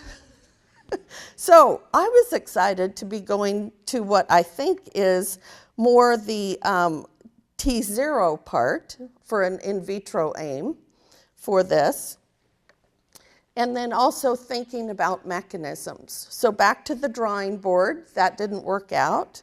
My motto is, wear the bastards down for doing grants. Pardon me, I know it's, on tape, but. Okay, so this is a grant I have under review now. You'll see similarities to it, but I'm proposing that stressor exposure, thinking of early life stress, along with stress biomarkers towards the bottom of the figure, are going to be mediators of this bone health outcome. I've also put in bone biomarkers to look at, is it impacting bone buildup or bone degradation? So where does that fit in the translational aspect, or does it not? So again, thinking about stressors that I put in the model. What I also did is not put in the model, but tried to extend it to tell them where it could go next. And I probably went out on a big limb for doing this, but thinking about things like practice guidelines. I put 2 consultants on the grant, one who was a geriatric person who does research on stress and bone density, so he gets it. Another one who is an adolescent bone person who gets it from that end, and they've all done practice guidelines in their field, so I touted that model that I was hoping to extend to. So not just from this research, but down the road that can happen. Now notice I didn't put an intervention box. You think, okay, we already know exercise, diet, etc. impacts bone. Probably the intervention you need to do is what interventions work with adolescents, because we know what works. But it's not working even with adults because not everybody is taking up on those interventions. And then on to policy. We talked about how maybe alcohol policy potentially could be changed just as smoking was. Where can you smoke? Businesses no longer do it, age changes, etc. So trying to stretch what I do into that translational model. It's a long ways away, probably beyond my lifetime, but hopefully things like that can come from this type of research. So in a nutshell, I'm sure my time is up. I don't know if there's time for questions. That's up to you. At the end? Okay. And I'll let someone else figure out how to get the next slides on. So I think while Karen's getting mic'd up, I'll introduce our next speaker, Dr. Karen Bierman. She's the Evan Pugh Professor of Psychology and the Director of the Child Study Center. She received her PhD from University of Denver and is a noted scholar and leader in the work of school and community-based intervention programs, particularly focused on social-emotional development in children exposed to adversity. We're very lucky to have her present today, and particularly focused on her work and her program Ready that happens in the Head Starts. Thank you. Okay, I'm going to talk a little bit about the Head Start Ready program as an example of an intervention that incorporated measures of EF. So this is going to hark back very closely to several of the things Danny talked about in her talk. The first couple of slides I have, actually, she kind of already laid the framework for the conceptual model behind this program, this idea that children who grow up in poverty often show delays in the development of both social-emotional and cognitive readiness for school. And about, I'm going to say about 15 years ago, there was a real bump up in the amount of early developmental research suggesting that a key to these delays might be this development of self-regulation skills, and particularly the prefrontal cortex, and the set of executive function skills that seemed particularly vulnerable to the negative impact of the adverse conditions associated with poverty. And in fact, in developmental research was emerging as a mediator of the negative impact of poverty on this whole set of both social-emotional and cognitive skills. Then he talked a little bit already about what EF, but we think of it as this set of higher order cognitive processes, including inhibitory control, working memory, and the capacity to control and shift your attention, that we think conceptually plays a key role in managing stress and helping individuals avoid impulsive responding to both reward sensitivity and to emotional reactivity, and allows you to engage in more sustained, goal-oriented behavior, especially in novel problem-solving situations. But this idea that if you're exposed to an environment that's unpredictable and unstable, that's insecure with elevated stress, and that is low in terms of the positive resources to develop security and also language skills, that combination of effects really delays the development of EF skills, and really, one could say it favors remaining more vigilant, impulsive, and reactive, as opposed to taking time to sit back, explore, and troubleshoot in your environment. So, as I mentioned, there was a big burst in developmental research, I'm going to say about 15 years ago, that people started getting very, very interested in the idea that you could intervene around EF. A lot of the interventions that happened since then and now focused on training EF directly. So the model was sort of saying, hey, this is, it's like, people would say it's like a muscle. So just like you could do strength training in the gym, and that's going to help you be a better soccer player when you get on the field, you could do EF training in a lab setting, and that's going to make you more effective as a preschooler when you move in to the preschool. And I'm going to make a gross generalization, but I'd be happy to send people papers if they're skeptical. It basically, the research is just not turning out that way. Yes, you can do strength training. You can actually work with preschools and kindergartners and help them get more effective at doing the kinds of EF tasks that we do. But there's really no research suggesting that that generalizes to improved classroom behavior or improved cognitive functioning more broadly defined. So I'm going to say, as someone who doesn't do that research, I think that research is starting to die out a little bit.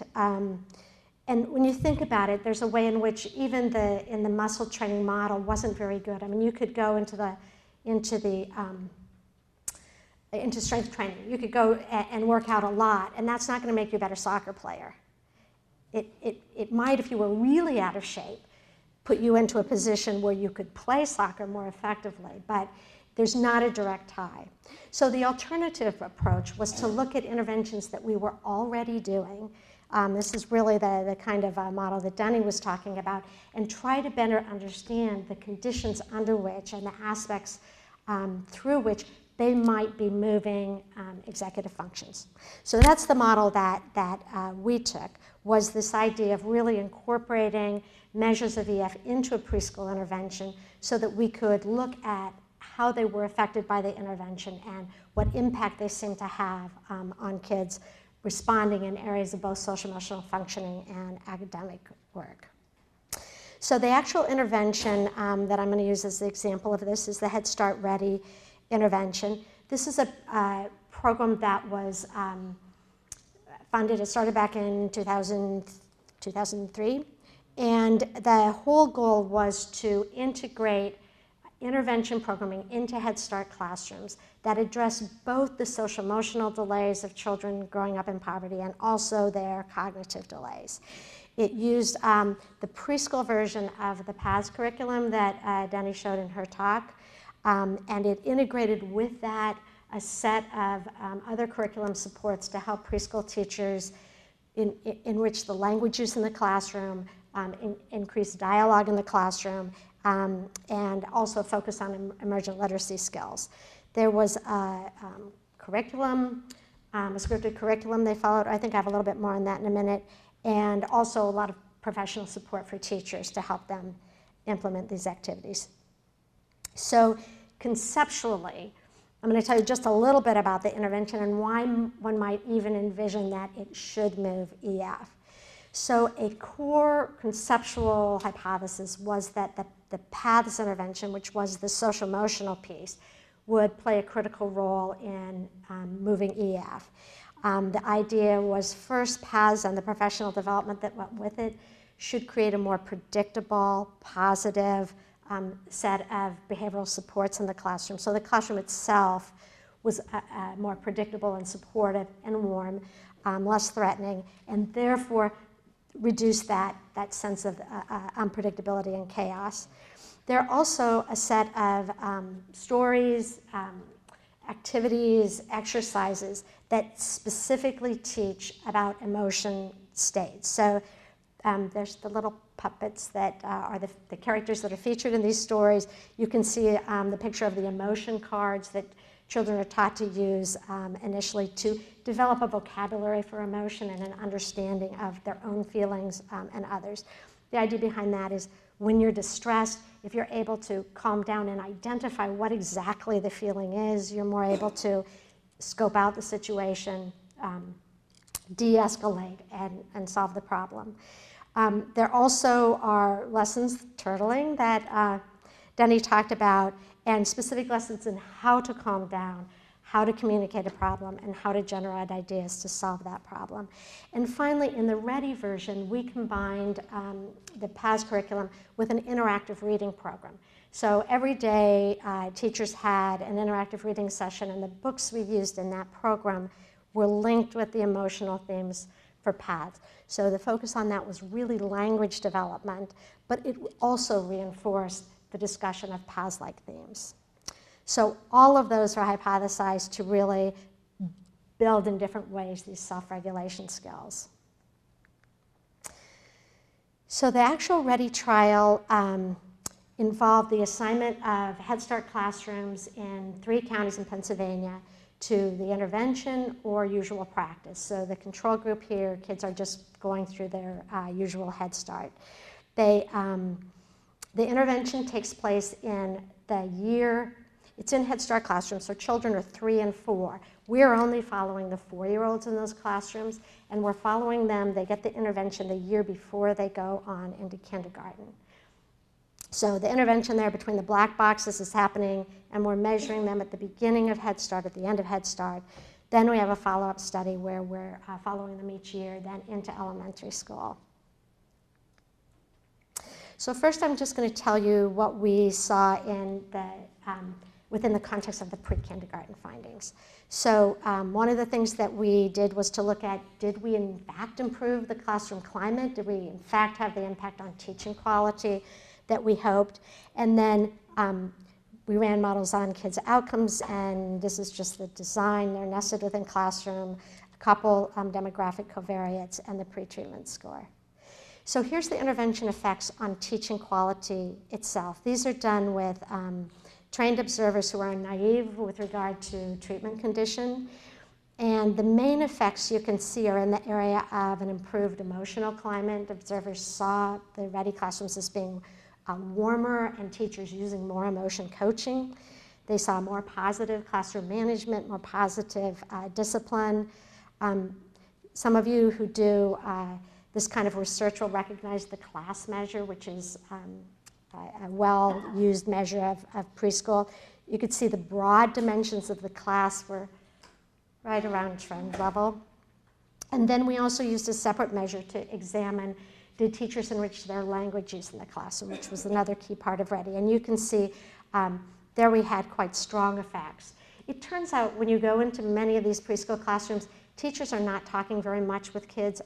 Most of the language you hear is directive. You know, here's what you're doing now, sit down, go to that table, time for lunch. And so we found bringing in scaffolds that really tried to move, asking questions, making statements, engaging children in talk about their day, quickly boosted that kind of behavior. Here's the kids' outcomes at the end of pre-K. So we were really interested in cross-domain effects. Were we seeing effects both in social-emotional domains and academic readiness domains? This is a summary of those findings. And you can see we did see cross-domains effect, that we had some direct measures of emotion knowledge. How many emotions could they name when they saw different photographs? Social problem solving, these are little problems they're told about. They're asked how would they solve the problem. We also had measures, teachers, parents, and observers rated social competence and aggression, and we saw some effects in those domains. We had direct assessments then of vocabulary and emergent literacy skills.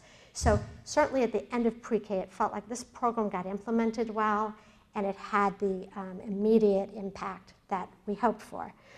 One of the things that some of you may know is that a big problem in the preschool intervention area is that it's very challenging to get those kinds of effects to sustain after children go into kindergarten. So in fact, that's the story of Head Start when they did the National Head Start study. It actually had reasonable effects at the end of pre-K.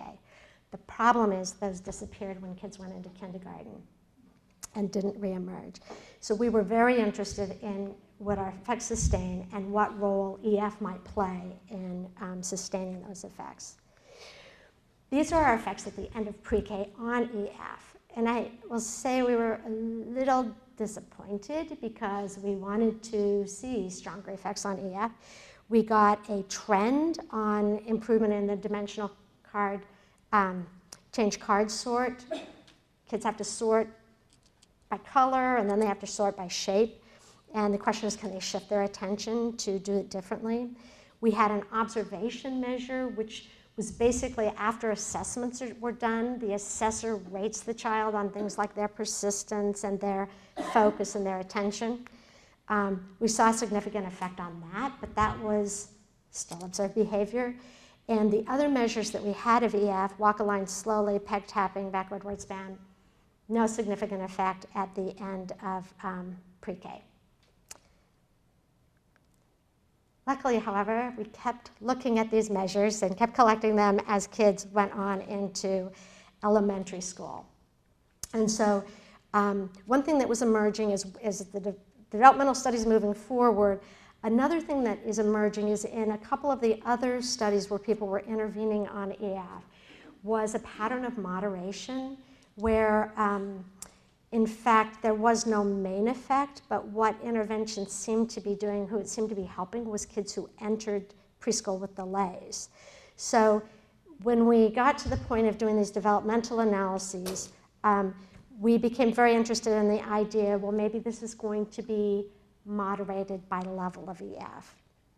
In this particular study, the way we identified subgroups was by conducting a latent class trajectory analysis. So these are now, this is a composite measure of EF that we had at every grade level, from Head Start through 3rd grade. So it's walk a line slowly, DCCS, although later that turns into a Stroop measure, and backward word span, which later turns into backward digit span. But that's composited. And then the trajectory analysis is done. This is the entire sample, intervention plus control. So you can see there's a group of kids who are high in EF, a group of kids that are in the middle on EF, and a group of kids that are low. And then we tested for intervention effects within those trajectories. And what you see is there's actually a small effect on trajectory for the very high EF group, but no effect on their slope. When you do follow-up analysis, those kids look like they benefited. They got a little boost. Okay, 5 minutes, good, I'm good. A little boost at the end of pre-K that they just held on to, but no further change. Middle group, nothing.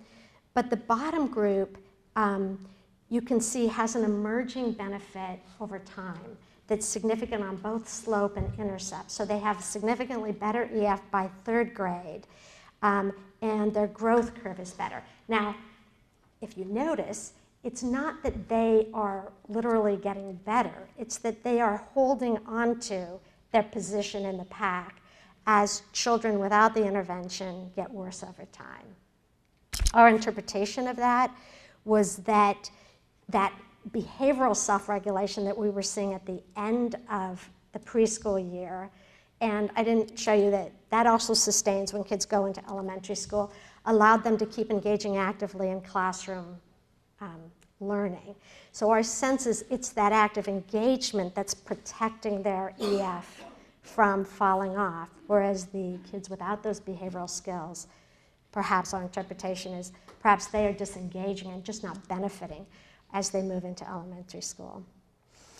The second thing we did was to look at their academic outcomes. So in this model, we can't literally test or didn't literally test for mediation, but we did look to see where the academic benefits might be.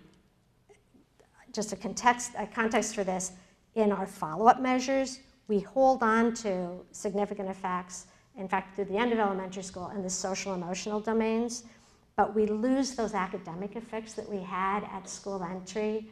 There's one effect in kindergarten, and we don't see it again in later years. But we were very curious if those effects would be preserved in this low group. So these are basically analyses of academic outcomes in 3rd grade within each of those EF trajectory classes. And what you can see is the place where there are academic effects were those low EF kids who sustained their position in EF and clearly were learning more than the kids without intervention. So,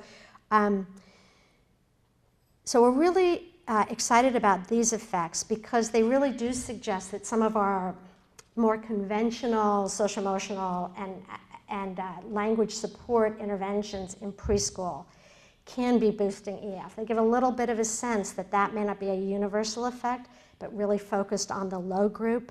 But the low group, of course, is the group we're most concerned about in terms of future risk.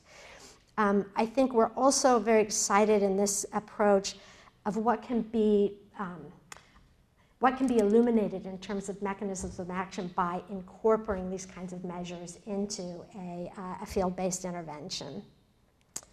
And then I just want to acknowledge NICHD funded this research, and lots of other investigators were involved in it. Dr. Kathleen Keller. She is an associate professor of nutritional sciences as well as the Mark T. Greenberg Early Career Professor. She received her PhD from Rutgers University and examines the underlying mechanisms that shape food choices and decision-making in young children, with a focus on some of the neural mechanisms of reward. Thanks, Corelli, and thanks so much for the invitation to be here today. So what I thought I'd do today is give you an overall framework for our research. I'll focus on a couple specific projects that have some relevance to interventions. We're really interested in understanding individual differences in eating behavior in children. And we've been using fMRI as well as other types of biomarkers to really understand some of these differences a little bit better. So our main interest is really in prevention of childhood obesity. Childhood obesity rates have tripled in prevalence since in the last 40 years. And obesity really impacts all systems of the body, from the brain and psychosocial and psychological impacts all the way down to effects on the bone, effects on the cardiovascular system. And the costs to treat obesity are really massive. So 8 out of the 9 most expensive illnesses, chronic illnesses to treat, are associated with obesity in children. And there are many different types of estimates of the direct and indirect costs to treat childhood obesity. But one estimate suggests that by 2018, that'll add an additional $300 billion to the healthcare system. So obviously prevention is key for obesity, because once obesity develops, it's really hard to treat. And so this is one of the reasons that we focus on children. So the model that we use, and this is really taken from the socio-ecological model of childhood obesity that was originated by Leanne Birch and Kirsten Davison. But we've kind of taken that to how we think about individual differences in eating behavior. We study in our lab a lot of the individual differences in behavior that impact intake. For example, differences in eating speed and eating frequency, or food preferences, and appetitive traits like how quickly someone recognizes their satiety cues, or how attracted they are to food cues, or how the brain responds to food. And I'll talk a little bit about that today.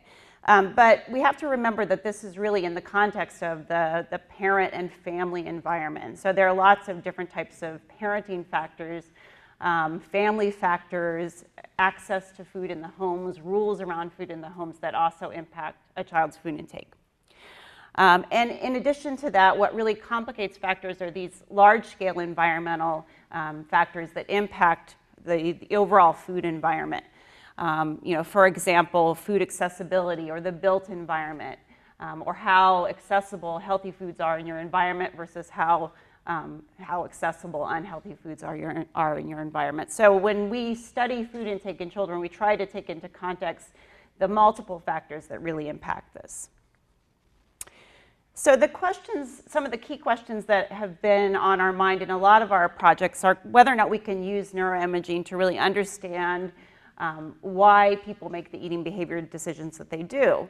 And in particular, we've been really interested in understanding whether we can use fMRI to understand some of the different salient factors associated with food. And today I'm going to talk a little bit about differences between food portion size and food energy content, or food calorie content.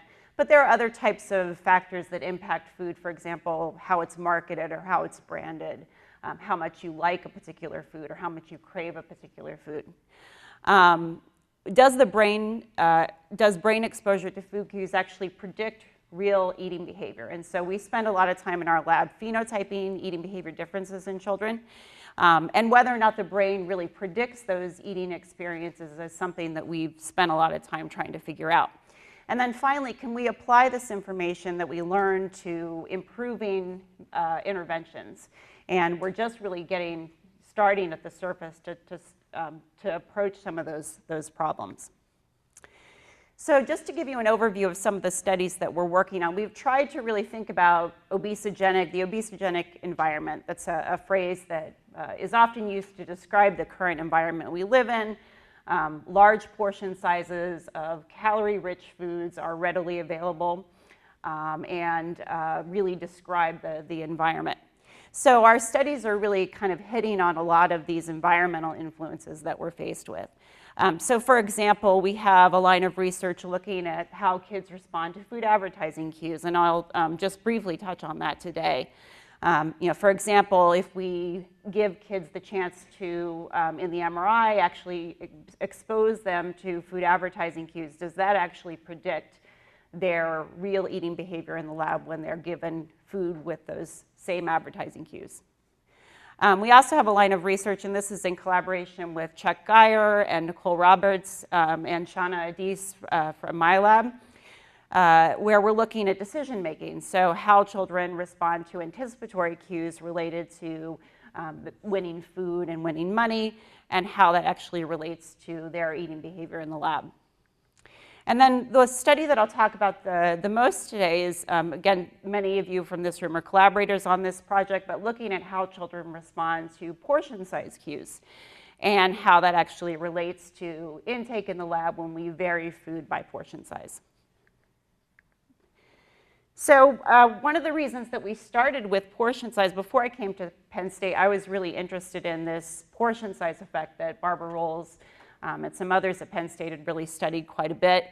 Portion sizes of foods have increased over the past 20 to 30 years.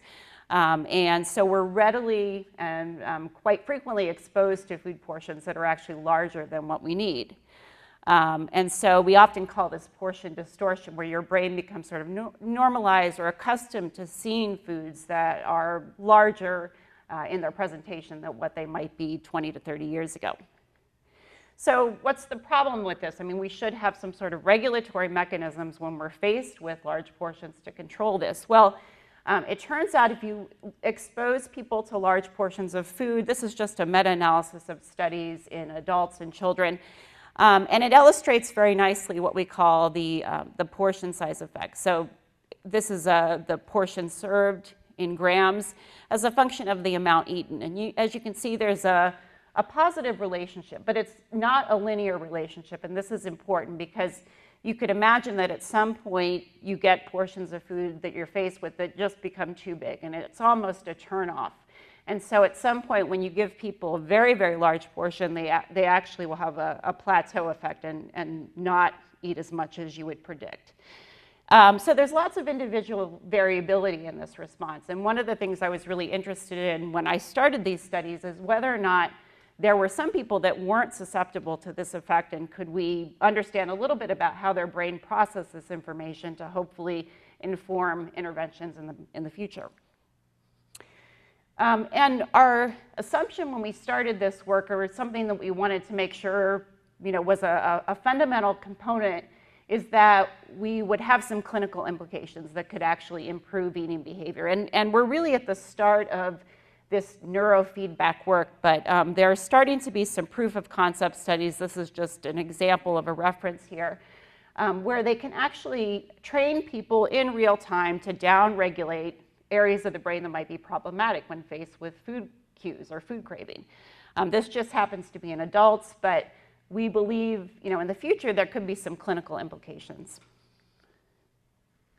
So the hypothesis that we really started out with when we originated these studies was sort of this classic hypothesis that was in the eating behavior literature, that we overeat because we have a heightened limbic or emotional response to food cues, whereas our prefrontal cortex is not perhaps responding enough. Now, the literature to support this hypothesis is quite messy. So when we were going into this field of study, we didn't know if this would be true or not. And so when we started out the project on portion size, the first goal for this project was really to see if children's brains, and in this case we're studying children who are between the ages of 7 and 10, but would they distinguish portion size from the energy content of food? Before this time, the studies that had really looked at food cues had largely ignored the fact that foods are different, and that if you get a large plate of broccoli, you might not react to that the same way as if you were to get a large plate of French fries. They'd sort of just ignored all of these various aspects of food. So the first goal was to really see if there was a distinction in the way children perceive these things. And then the second goal was to relate brain responses in the MRI to the portion size effect as assessed in the laboratory. And I'll just give you a picture of how we assess that. So we actually measure it across 4 different conditions where, in this case, we're using a multi-item mixed meal. We purposely gave the kids 3 higher calorie foods. In this case, it was macaroni and cheese, angel food cake, and garlic bread, and 3 healthier foods. And the portion sizes are varied across the condition, and the kids get these in a randomized order. So when they come in, they don't know if they're going to be getting the largest portion or the smallest portion. So we also gave the kids a functional magnetic resonance imaging scan where we exposed them to food cues in a block design. And those food cues varied by portion size and calorie content or energy density. So one of the conditions had large portions of your high-calorie foods, for example, cinnamon rolls and other types of sweets and pizza. And then we had the same foods in a low portion amount. And then we had healthier foods, low-calorie foods in large and small portions, and 2 different control conditions. So the first question, or first objective, was to find out if children will process energy density and portion size differently. So we found, and I'm not going to spend too much time on this graph, but if we looked at the foods as a function of energy density, we found what would be predicted to be brain regions that are involved in Appetitive responses and motivation were the ones that we saw. For example, the caudate, classically involved in reward processing.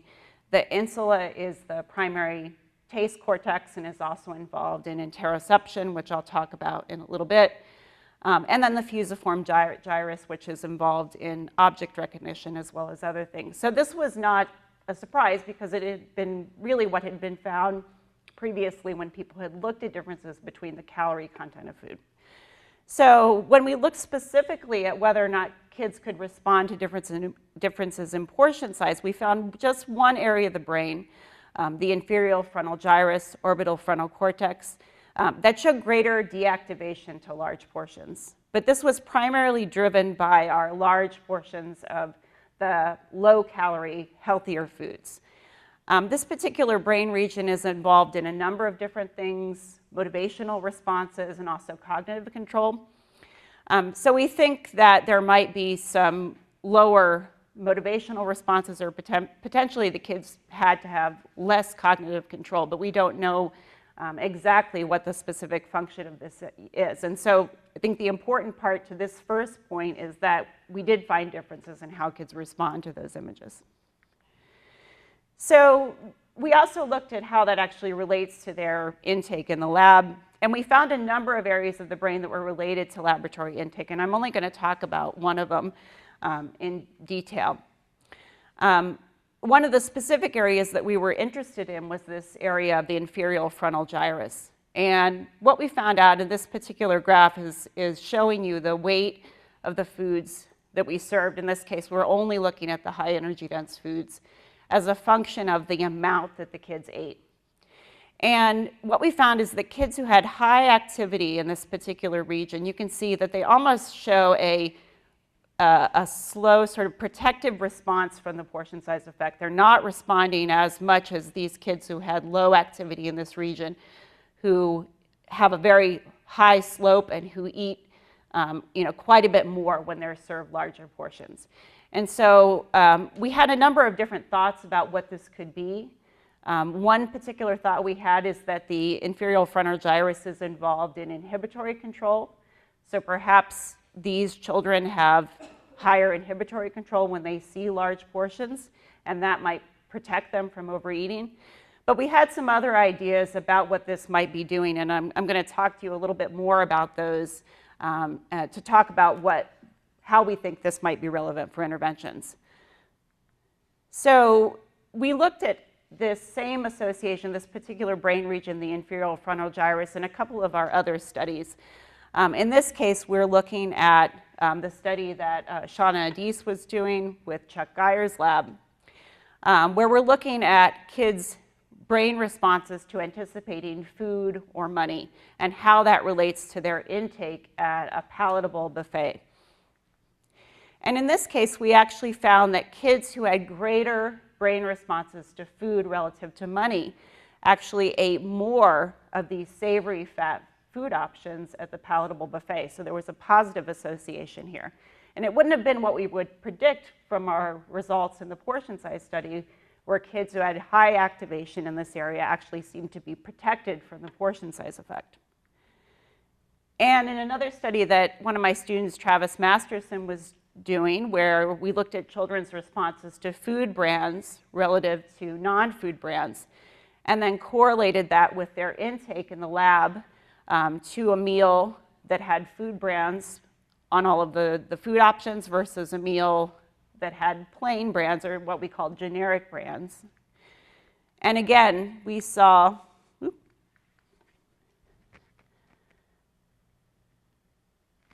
I'm getting a connecting,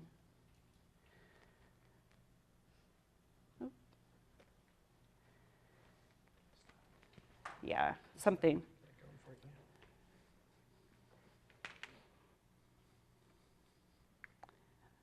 Okay, yeah, great. So again, we saw same area of the brain positively associated with children's intake. So this is their intake at the branded meal, subtracted from their intake at the unbranded meal. And this is their activation in the inferior frontal gyrus when they saw the branded cues subtracted from when they saw the toy brands. And you can see, again, there's a positive association between how much activation kids had in their brain when they saw food brands and how much they actually ate in the lab when we gave them a meal with food brands. So what could be going on here? In 2 different studies, we've seen the same part of the brain, inferior frontal gyrus, but different responses, different relationships to food intake. And so one of the things that we were looking at is really where we are in the inferior frontal gyrus. So you can see this area of the brain is large. And in the studies where we found a positive association with food intake, we're actually closer to the orbital frontal cortex, which is involved in motivational responses, among other things. Whereas when we were looking in the portion size study, we're actually closer to the anterior insula. And so we actually think we probably were closer to this area of the brain when we were looking at the portion size study. And the reason that's relevant, you can see here the particular area that we were looking at borders the insula right here. And the reason that's relevant is because the insula is involved in something, it's the primary taste cortex, but it's also involved in something called interoception. And when we adjusted our findings for pre-meal fullness and liking, what we found is that it completely explained the findings in the inferior frontal gyrus when we were looking at portion size response. So what we suspected this region may be involved in integrating information about fullness, how you feel, to really make a decision about how much you're going to eat at a particular meal. And so I'm going to kind of shift gears a little bit, because while we were doing the studies in portion size, we had some other studies going on where we were trying to develop some ways to teach children about responding to internal hunger and fullness cues. And this is an area where I actually think we could merge some of our neuroscience findings with the development of these interventions.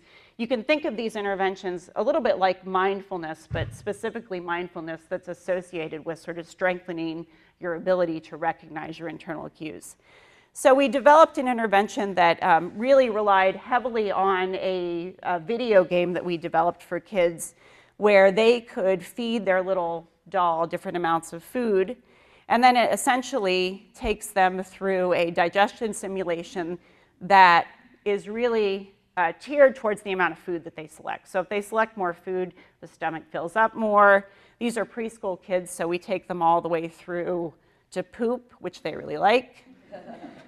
And then at the end of the game, they get feedback about the amount of food they selected. And if they select too little, they don't have enough energy to go and play. If they select too much, they're also very sluggish. And if it's just right, they get, some reward for that. So this is combined with an intervention to really get kids to really think about the language of hunger and fullness. Lori Francis and Rhonda Ballou are using a paper version of this intervention that they developed for Head Start now. And the teachers have told us that they really, the kids are really enjoying this. So we don't have results on this particular part of the intervention yet. So in terms of moving towards translation, we have in our lab tried to use neuroscience to test long-held hypotheses about how we control eating behavior.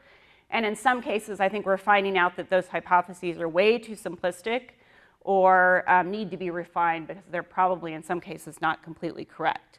But we're really just at the start of this research, and we desperately need replication studies. There are so few studies that have done neuroimaging in children around the area of food intake. It's pretty shocking. We have, prior to this work, most of the people in the area were really coming from psychology backgrounds. So I think there's a need to collaborate with psychologists and nutritionists and physicians to really understand the complexities around eating behavior and nutrition. Some of the policies related to child feeding are all based around the concept that we think we're born with the ability to self-regulate. And there's very little research to suggest that this is true. And the thought is that you unlearn your ability to self-regulate at some point, and that we can somehow prevent this. But we don't even know if everybody's actually born with the ability to self-regulate. So I think we need to think about the policies for early childcare in terms of how we feed children. And then I think we're fighting against the overwhelming influence of the food environment. We have to teach children to live in the food environment that we have now. We can, in fact, work toward changing that, but that could be a much harder thing to do. And so right now we have an R1 where we're doing some longitudinal studies to see if we can predict gains in adiposity. And we're looking at brain connectivity studies in some of our work. So I'd just like to thank lots of our collaborators and our funders. Thanks for the invitation from Emma and Denny and from P-Tran. And this is our lab. I'll take advantage of having the microphone now. I noticed across the 3 talks that they're really focusing on disparate areas of research, and yet there's this underlying thread of self-regulation, either into inhibiting an appetitive response or engaging in something you need not want to do, exercise in my case. How do you think these translational interventions can maximize this shared core? Since you're going into Head Start programs, some are interested in increasing exercise, increasing healthy behaviors, others in food intake, and others in social emotional regulation. Can these things be working together, or are teachers expected to focus on, today we talk about food, tomorrow we talk about nutrition, the third day we talk about exercise?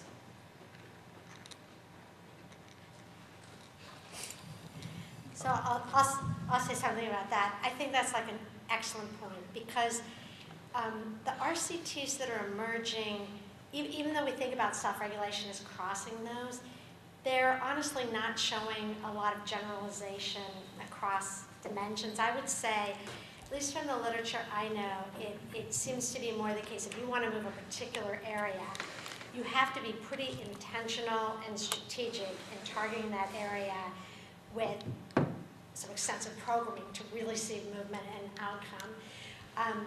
When READY was initially funded, it was funded through this interagency consortium for school readiness, and part of the demand of the RFP was that programs had to target at least 2 domains. And some, like we targeted 2 domains, language literacy and social emotional functioning. Other people targeted up to 5 domains. And a big challenge was, I would say, targeting more than 2 domains, the projects tended to fall apart in implementation for just the reason you're saying. Teachers have so much to do, it's hard to do too many things at once. So I think that's a big dilemma for the field, that probably we can't invest in one thing and expect it's going to generalize across domains, but the practicality of how do we set up a capacity for an integrated strategic focus in different domains in a way that is actually manageable in the preschool or family context. I actually think that's a huge challenge for us to take on.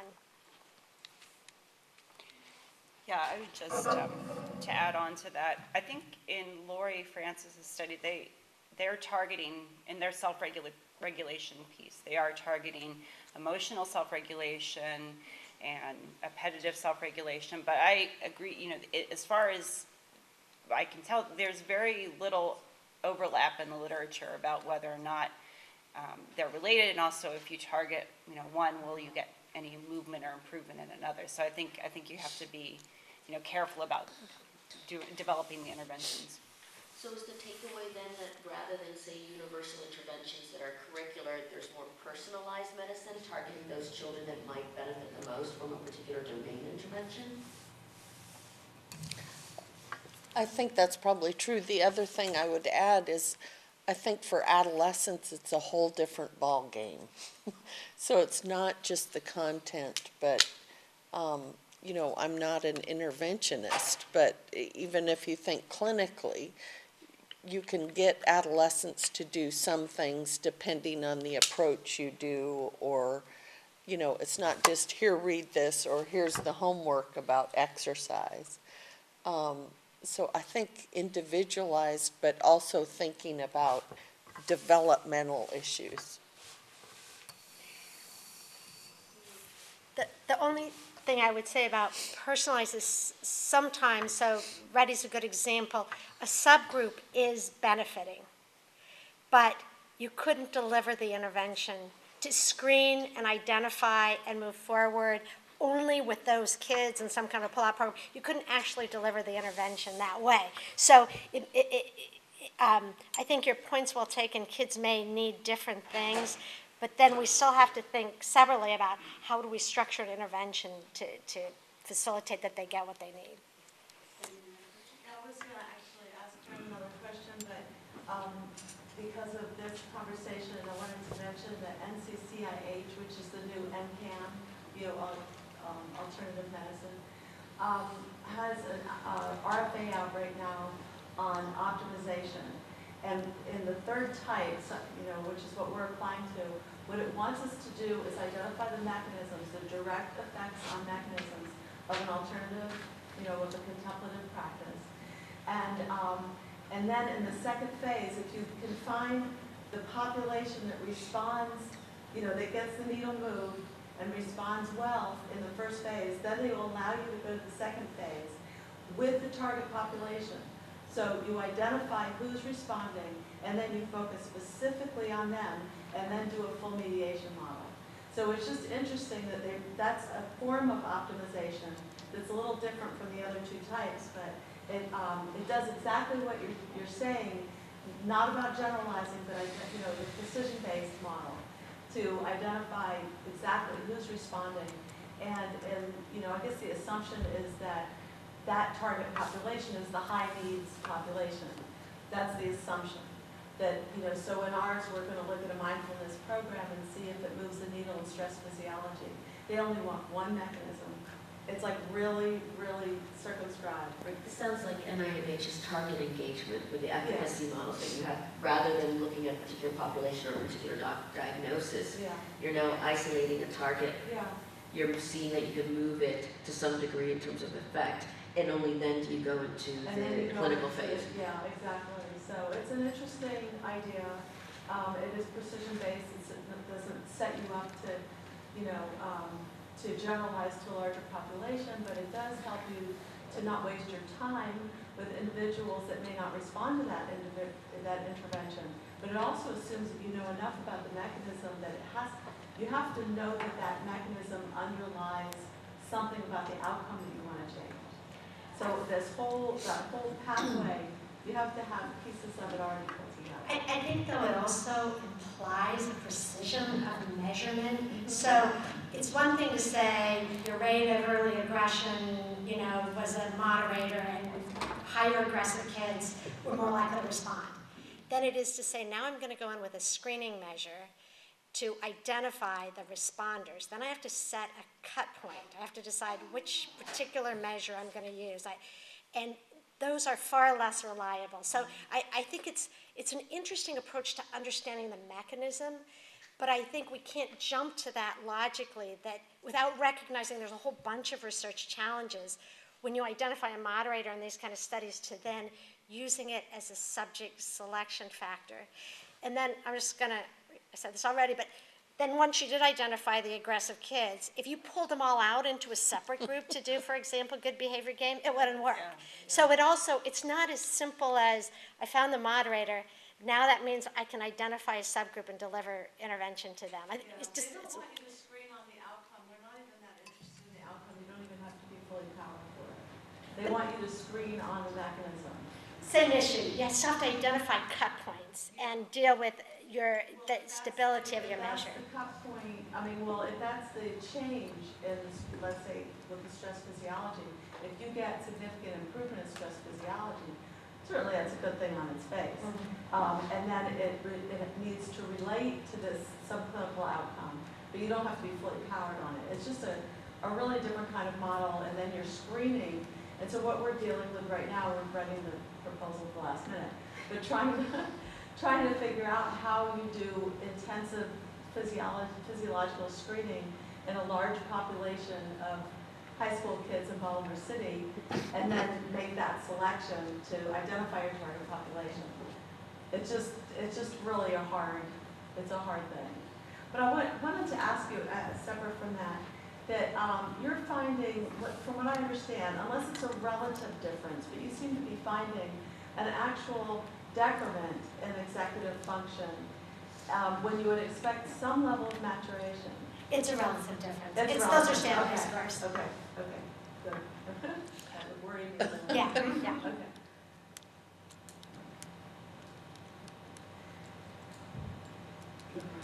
Thank you very much.